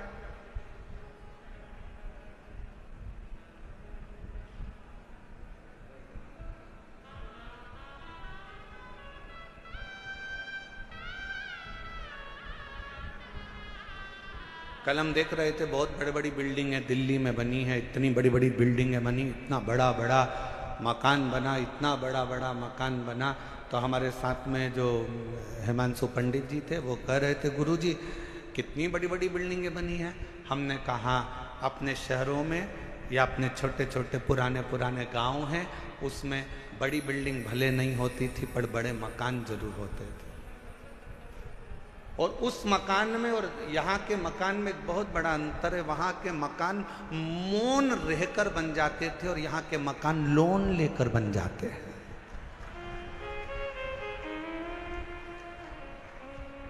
हमने कहा दोनों में अंतर। गांव का मकान कैसे बनता है, जम के बोलो जरा सब, लोन लेकर। कैसे बनता है, मौन रहकर गांव का मकान बन जाता था। और शहर में अगर मकान बनाना है, बहुत बड़ी बिल्डिंग बनाना है, तो यहाँ मौन रहने से नहीं, बैंक से लोन लेने से मकान बनता था। बहुत अंतर है दोनों में। हमारे गांव में आप जितना मौन रहेंगे, सहज रहेंगे, सरल रहेंगे, उतना उतना कृपा। वो कहते हैं ना कि कहा वर में और आशीर्वाद में बहुत बड़ा अंतर होता है।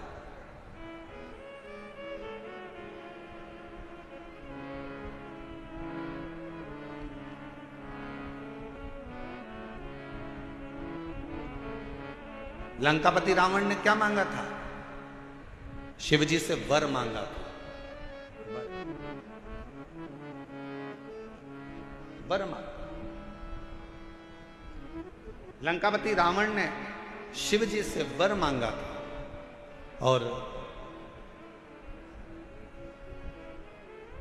हिरण्यकशिपु ने क्या मांगा, तो कहा कि भगवान से वर मांगा था।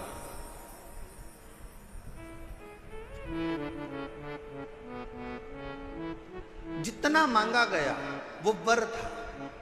रावण ने वर मांगा, लंका मिल गई, राज्य मिल गया, सत्ता मिल गई, वैभव मिल गया।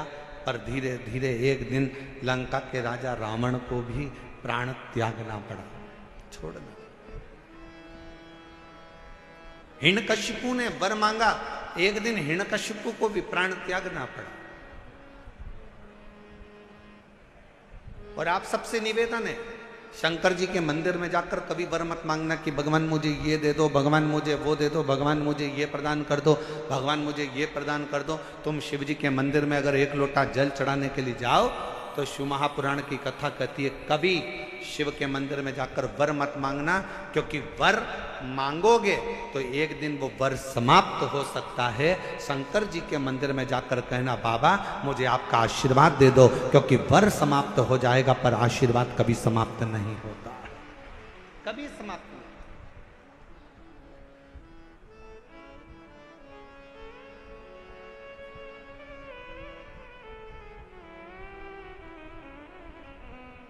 हो सकता है कि वर मिला और समाप्त हो जाए, हो सकता है कि वर प्राप्त हुआ और वह समाप्त हो जाए, पर आशीर्वाद कभी समाप्त नहीं होता। अगर मेरे शंकर का, घर के बुजुर्गों का, माता पिता का, घर के बयों का, घर के बड़ों का, गुरुजन का, संत जन, साधु जन, तपस्वी जन का, या अपने घर के माता पिता या वृद्ध का जब आशीर्वाद मिल जाता है तो फिर वर की जरूरत भी नहीं पड़ती। मांगो उससे कि देना हो तो जन्म मेरे सिर पर रख दो अपने ये दोनों हाथ। और देना हो तो दीजिए जन्म जन्म का साथ, और देना हो तो दीजिए जन्म जन्म का साथ।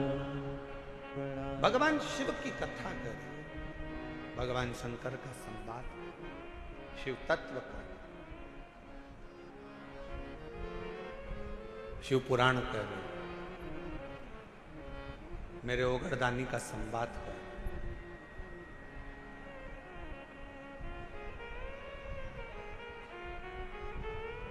शीश का दान दीजिए। गुरु द्रोणाचार्य ने कहा कि जो शीश का दान दे देगा, जो शीश,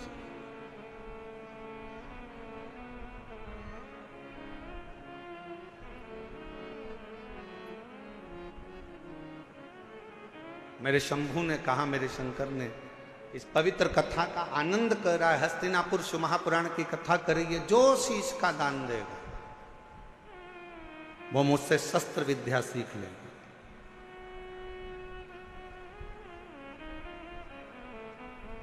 अब कौन शीश का दान दे? सब 105 जितने शिष्य बैठे थे गुरु द्रोणाचार्य के, उसमें से 100 शिष्य उठकर चले गए। 5 शिष्य बैठे रहे पांडव, उसमें भी एक अर्जुन सामने बैठा रहा, तलवार उठाई और शीश के पास लेकर जाने लगा, काट कर शीश का दान देने लगा। गुरु द्रोणाचार्य ने मना कर दिया, मुझे कटा हुआ शीश नहीं, तेरे धड़ पर लगा हुआ शीश मेरे चरणों में पड़ जाएगा, उतना दान बहुत है और मैं तुझे दे दूं, मत दीजिए। शंकर भगवान को तुम्हारा धन नहीं, वैभव नहीं, सत्ता नहीं, दौलत नहीं, शिव जी को केवल तुम्हारा एक लोटा जल शिव को समर्पित कर दो। एक लोटा जल भी नहीं हो तो 3 बार ताली बजा दो, वो भी नहीं है तो मुख से बम बम बोले बोले, ये भी नहीं बोल सकते तो मुख से हर हर महा, इतना कर सकते।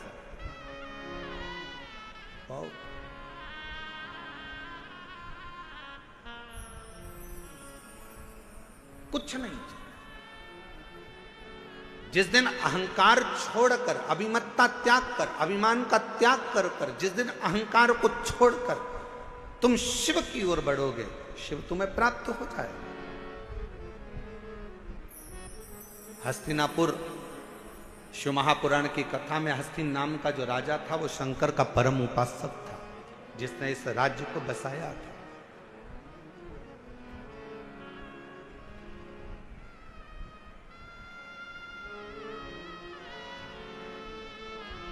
एक शिव भक्त क्या कहता है? अभी कथा में कहा कि वर मत मांगो, आशीर्वाद मांग लो। भगवान अगर मिल भी जाए ना, तुम्हारे पास में आकर खड़ा भी हो जाए और कह दे, ए मांग तुझे क्या चाहिए, तो उसे कह देना नहीं नहीं मुझे कुछ नहीं चाहिए, तुम तो तुम्हारा आशीर्वाद दे दो बस। क्यों? क्योंकि वरदान दोगे तो हो सकता है एक दिन समाप्त हो जाए। हमने फ्रिज मांग लिया, कूलर मांग लिया, एसी मांग लिया, ये मांग लिया, वो मांग लिया, गाड़ी मांग ली, बंगला मांग लिया, सामान मांग लिया, बेटा मांग लिया, बेटी मांग ली, दौलत मांग लिया, सत्ता मांग ली, हो सकता है एक दिन समाप्त हो जाए। पर यदि आपका अगर आशीर्वाद होगा तो ये कभी समाप्त होने वाला नहीं है। वर समाप्त हो सकता है पर आशीर्वाद कभी समाप्त नहीं होता, वो अजर और अमर रहता है। वो आपके आज भी है और कल भी है।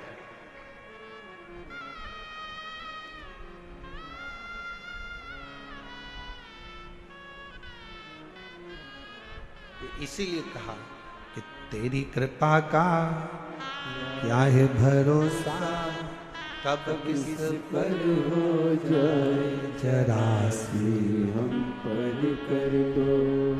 जी जिसको आता है वो भी बोलो साथ में, तेरी कृपा का क्या है भरोसा, कब किस पर हो जाए जरासी हम पर कर दो, जरासी हम पर कर दो। पापी हो चाहे जितना उसका भी बाबा उद्धार किया, उद्धार हुआ।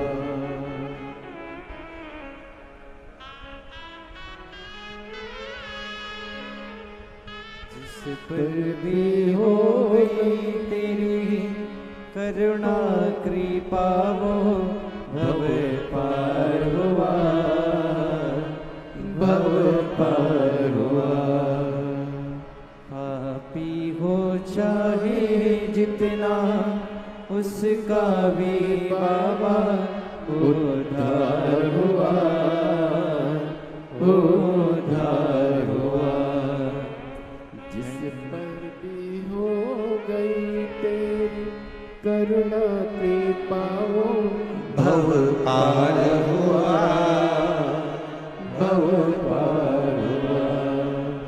गिद्ध अजामिल गणिका जैसे मन को तुम्हारे भाई जरा सी हम पर कर दो, जरा सी हम पर कर दो।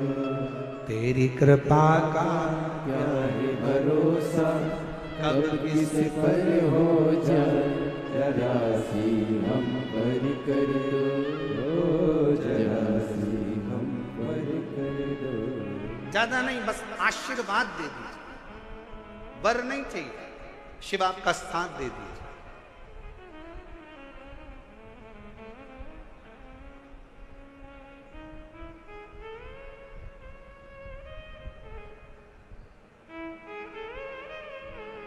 एक कथा आती है,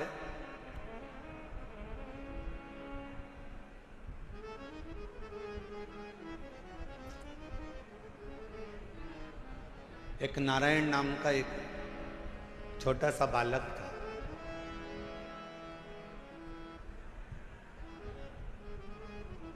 सोमवार अष्टमी की कथा है, आप लोगों ने पढ़ी भी होगी, स्मरण में भी होगी। एक नारायण नाम का छोटा सा बालक है जिसकी अवस्था 7 वर्ष की, केवल 7 वर्ष की अवस्था। और ये सोमवार अष्टमी की बड़ी सुंदर कथा है, आज स्मरण में आई है, तो आप लोग और हम लोग उसको श्रवण करें।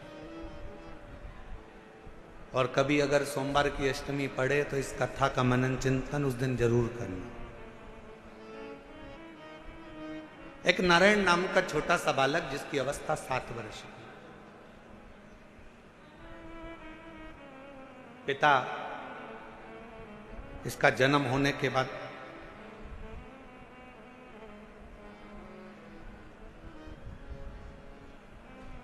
किसी गलत मार्ग में चले गए और किसी अन्य स्त्री के साथ रहना चालू कर दिया।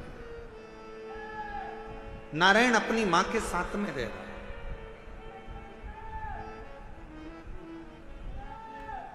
और छोटी सी अवस्था से नारायण बार बार बार बार बार बार पूछता रहता है।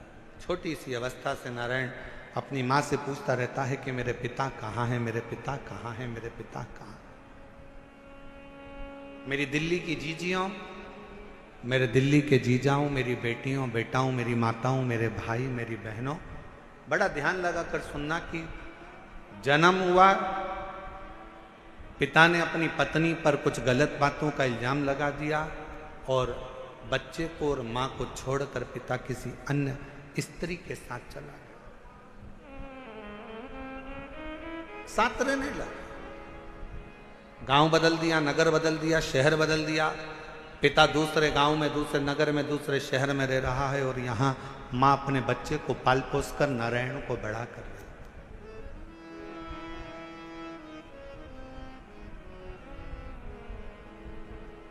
छोटा सा बच्चा जैसे जैसे बड़ा हो रहा है, छोटा सा बच्चा जैसे जैसे बढ़ता जा रहा है, वैसे वैसे अपने पिता के बारे में पूछता जा रहा है। मां मेरे पिताजी कहाँ है, मां मेरे पिताजी कहाँ है। जैसे 4 वर्ष के ध्रुव जी महाराज वन से तप कर कर आने के बाद अपनी मां से पूछते हैं कि मां मेरे पिता कहाँ है, और मां क्या उत्तर दे। मां कहती है कि मैं ही तेरा पिता हूं और मैं तेरी मां हूं। नारायण से भी मां से पूछा, मां मेरा पिता कहाँ है, मेरा पिता कहाँ।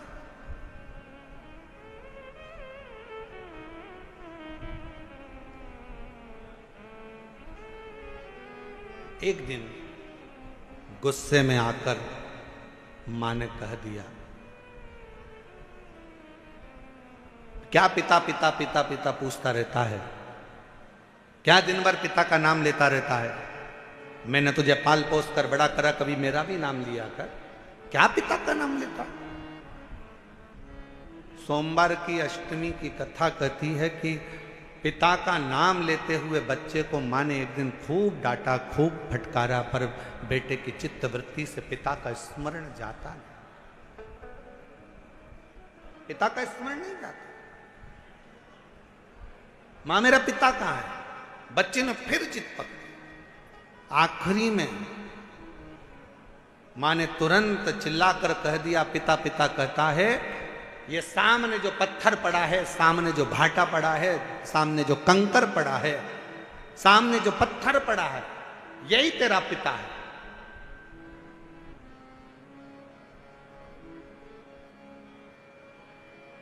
मेरे पिता का नाम क्या है? मां ने कह दिया, तेरे पिता का नाम तो वो देव अधिदेव महा। ध्यान देना जरा, मेरी दिल्ली की जीजियों, मेरे दिल्ली के जीजाओं, मेरी बेटियों, मेरी बेटाओं, मेरी माओ, ये भारत की वो भूमि है, ये भारत की वो धरा है। ये कोई साधारण सी भूमि या साधारण सी धरा नहीं है।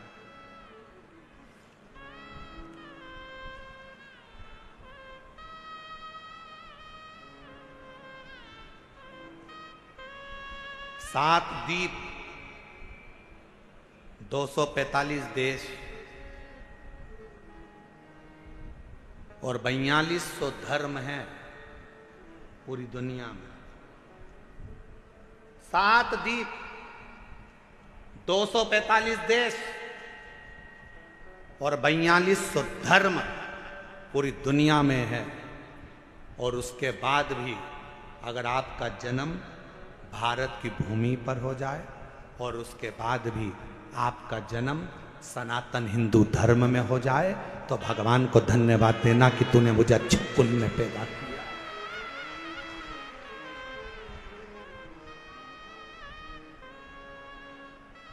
छाती तान कर चलना कि सनातन धर्म में तुम जन्मे हो। 7 द्वीप, 245 देश और 4200 धर्म होने के बाद भी ये भारत की भूमि सनातन धर्म और सनातनी बनकर अगर हम पैदा हुए हैं तो जी हमें गौरव होना चाहिए कि हम भारत माता के इस गोद में अपने संस्कारों से पोषित होते हुए उस महादेव की कृपा से जन्मे हैं। उस महादेव की कृपा से जहां हम अपने रिश्तों को पहचानते हैं, अपनी माता को माता कहते हैं, पिता को पिता कहते हैं, भाई का संबंध रखते हैं, बहन का संबंध रखते हैं, काका काकी का संबंध रखते हैं, नाना नानी का संबंध रखते हैं। सारे रिश्ते हम निभा कर चलते हैं। कोई दूसरे देश में इतने संबंध नहीं निभाए जाते जितने संबंध हमारे भारत की धरा पर एक सनातनी निभा कर चलता है। भारत की भूमि पर एक सनातनी निभा कर चलता है। वो संबंध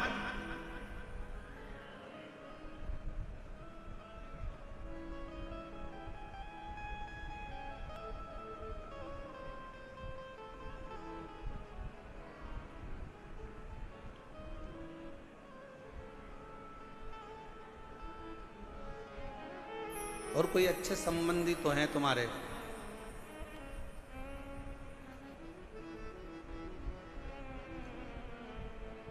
पत्थर का मुख बताकर बेटे से कह दिया नारायण से कि ये तेरा बाप है, ये तेरा पिता है। शिव महापुराण की कथा क्या करती है? शिव महापुराण की कथा ने करा क्या?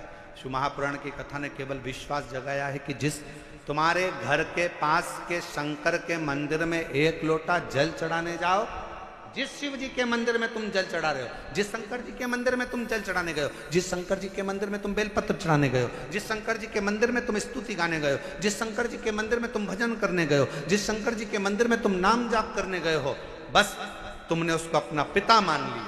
यही शिव पुराण कर रही हो, ये सोमवार की अष्टमी की कथा कर रही हो।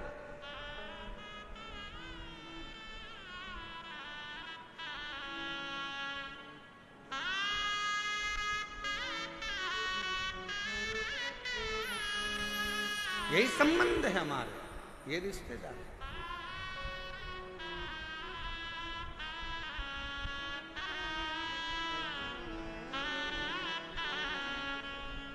और रिश्ता तेरा मेरा सबसे प्यारा, रिश्ता तेरा मेरा सबसे प्यारा, तू मेरा बाबा मैं हूँ तेरा लाला, मैं हूँ तेरा लाला, तू मेरा बाबा मैं हूँ तेरा लाला, मैं हूँ तेरा लाला। यही संबंध नारायण, ये पत्थर, ये सामने जो शिला पड़ी है, ये पत्थर पड़ा है, ये कंकर पड़ा है, ये भाटा पड़ा है, यही तेरा पिता है। क्या नाम है? बता दिया, इसका नाम देवाधिदेव महादेव। बता दिया। घर के कई माताओं ने अपने बच्चों को भेज दिया, एक लोटा जल लेकर जाओ शंकर जी के मंदिर में जल चढ़ाओ। माँ वहां पर शंकर जी कहाँ है? तो कि ये जो शिवलिंग है यही शिव है, यही पिता है, यही सर्वस्व है। आज मैं हूं कल नहीं, आज संसार है कल नहीं, पर ये शंकर हमेशा रहेगा, तेरा साथ देगा। तो इस पे जल चढ़ा, समर्पित कर एक लोटा।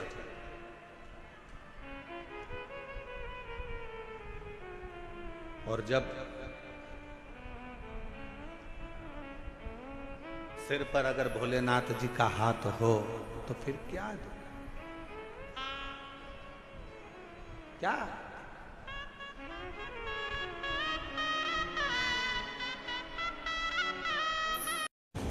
श्री शिवाय नमस्तुभ्यम। हर हर महादेव। निरंकारी मैदान में जो 7 दिवसीय शिव महापुराण की कथा प्रारंभ हुई है, वह कथा कल प्रथम दिवस में आंधी तूफान आने के कारणवश द्वितीय दिवस की जो कथा है वो रोकी गई है, जिससे पंडाल व्यवस्था और अन्य व्यवस्थाएं अच्छे से हो जाएं। तृतीय दिवस की कथा का समय रोज प्रतिदिन का समय बदला गया है। कथा का समय शाम को 6 बजे से रात्रि को 9 बजे तक निरंकारी मैदान में प्रतिदिन शिव महापुराण की कथा प्रारंभ होगी और आनंद से आप और हम श्रवण करेंगे। केवल 1 दिवसीय द्वितीय दिवस की कथा, आज की कथा को रोका गया है, जिससे पंडाल व्यवस्था और अन्य व्यवस्थाएं सुचारू रूप से हो सके और सारी व्यवस्थाएं अच्छी हों। आंधी तूफान के कारणवश जो पंडाल नीचे गिर गए थे उनको सुचारू रूप से ठीक किया जाए। जब स्वयं शिव तुम्हारे मस्तक पर हो तो फिर क्या?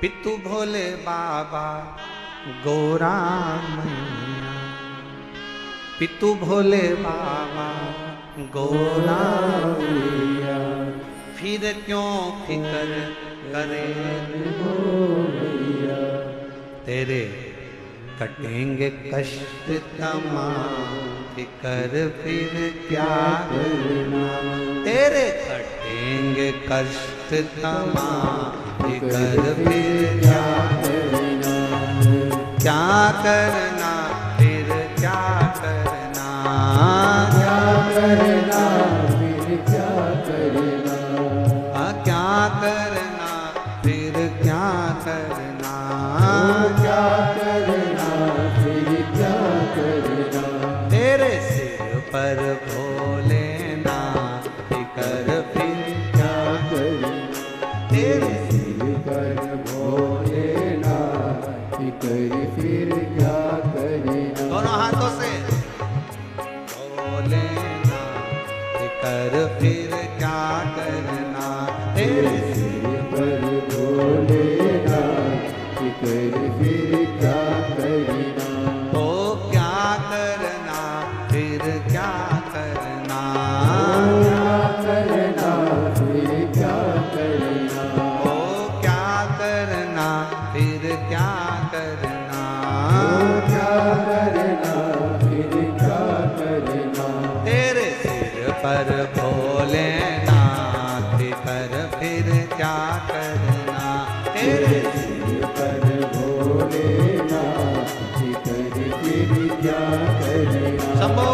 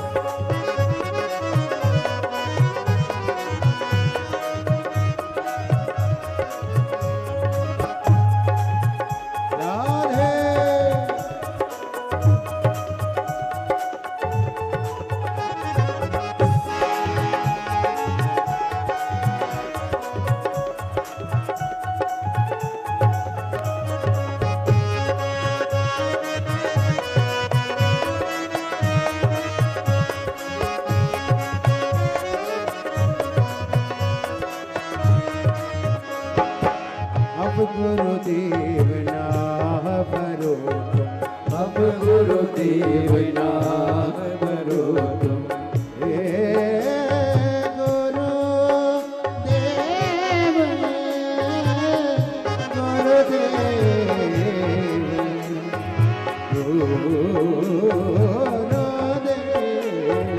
अब गुरुदेव आह भरो अब गुरुदेव नाम भरो नहीं व्यर्थ परवाह करो नहीं व्यर्थ परवाह करो नहीं व्यर्थ परवाह करो नहीं व्यर्थ परवाह करो। तुम रखो भोले जी का नाम फिर क्या करें। तुम रखो भोले जी का नाम फिर क्या करना। मेरे सिर पर भोले नाम फिर क्या करना। वो तेरे सिर पर भोले नाम फिर क्या करना। वो क्या करना क्या करना फिर क्या करना। वो क्या करना क्या करना फिर क्या करना। भोले नाम फिर क्या करना। तेरे सिर पर भोले नाम फिर क्या करना।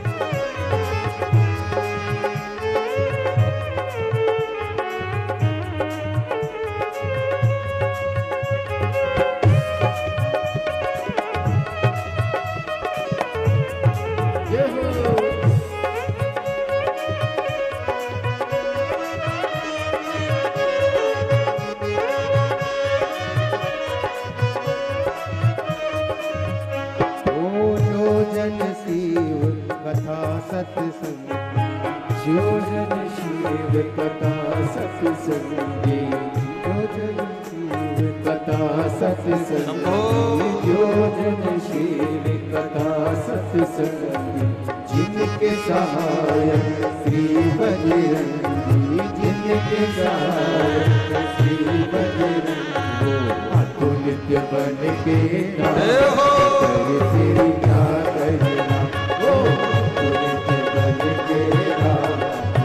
फिर क्या करना। वो क्या करना फिर क्या करना। क्या करना फिर क्या करना। ओ क्या करना फिर क्या करना। क्या करना फिर क्या करना। तेरे सिर पर भोले नाथ कर फिर क्या करना।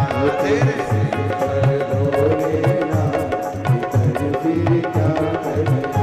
ओ तेरे सिर पर भोले नाथ कर फिर क्या करना।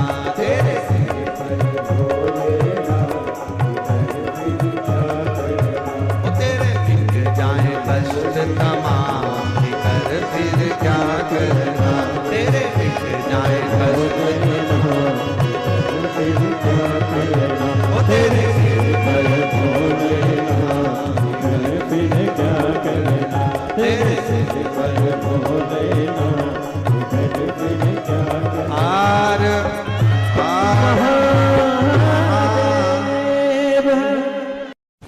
श्री शिवाय नमस्तुभ्यम। हर हर महादेव।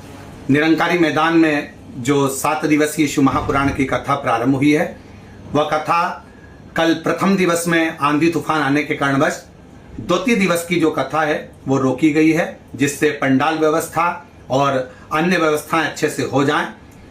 तृतीय दिवस की कथा का समय रोज प्रतिदिन का समय बदला गया है। कथा का समय शाम को 6 बजे से रात्रि को 9 बजे तक निरंकारी मैदान में प्रतिदिन शिव महापुराण की कथा प्रारंभ होगी और आनंद से आप और हम श्रवण करेंगे। केवल 1 दिवसीय द्वितीय दिवस की कथा, आज की कथा को रोका गया है जिससे पंडाल व्यवस्था और अन्य व्यवस्थाएं सुचारू रूप से हो सके और सारी व्यवस्थाएं अच्छी हों। आंधी तूफान के कारणवश जो पंडाल नीचे गिर गए थे उनको सुचारू रूप से ठीक किया जाए। अपने स्थान पर बैठकर भगवान शिव जी से अपने मन का भाव कहें, दिल से प्रार्थना करें। जिस प्रार्थना को करने के लिए पूरे दुनिया के लोग कथा के पंडाल में जाते हैं, उस प्रार्थना को हृदय से बाबा से निवेदन करिए, अरदास करें, बाबा से प्रार्थना करें। जहाँ जगह मिले वहाँ बैठें और पीछे बाहर वालों से भी निवेदन है, पंडालों में अगर जगह ना मिले तो हम पहले भी कहते आए हैं कि अपने साथ एक छाता, 2 पानी की बोतल साथ लेकर चलें। एक बोतल अपने लिए पानी की, एक अपने अड़ोसी, पड़ोसी और धड़ोसी के पीछे वाले।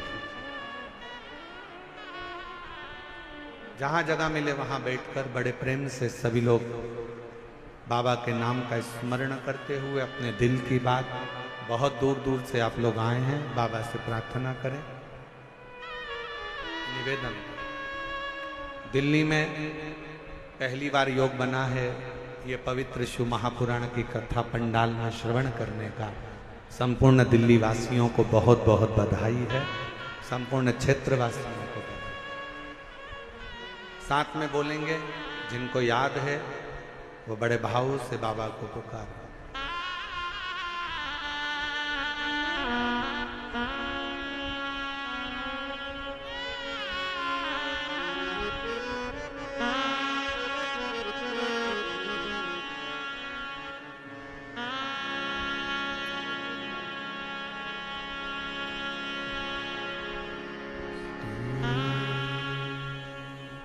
शिवाय नमस्तु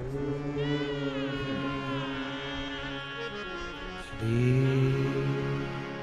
शिवाय नमस्तु श्री शिवाय नमस्तु श्री शिवाय नमस्तु श्री शिवाय नमस्तु। भोला सब दुख दाता। ओ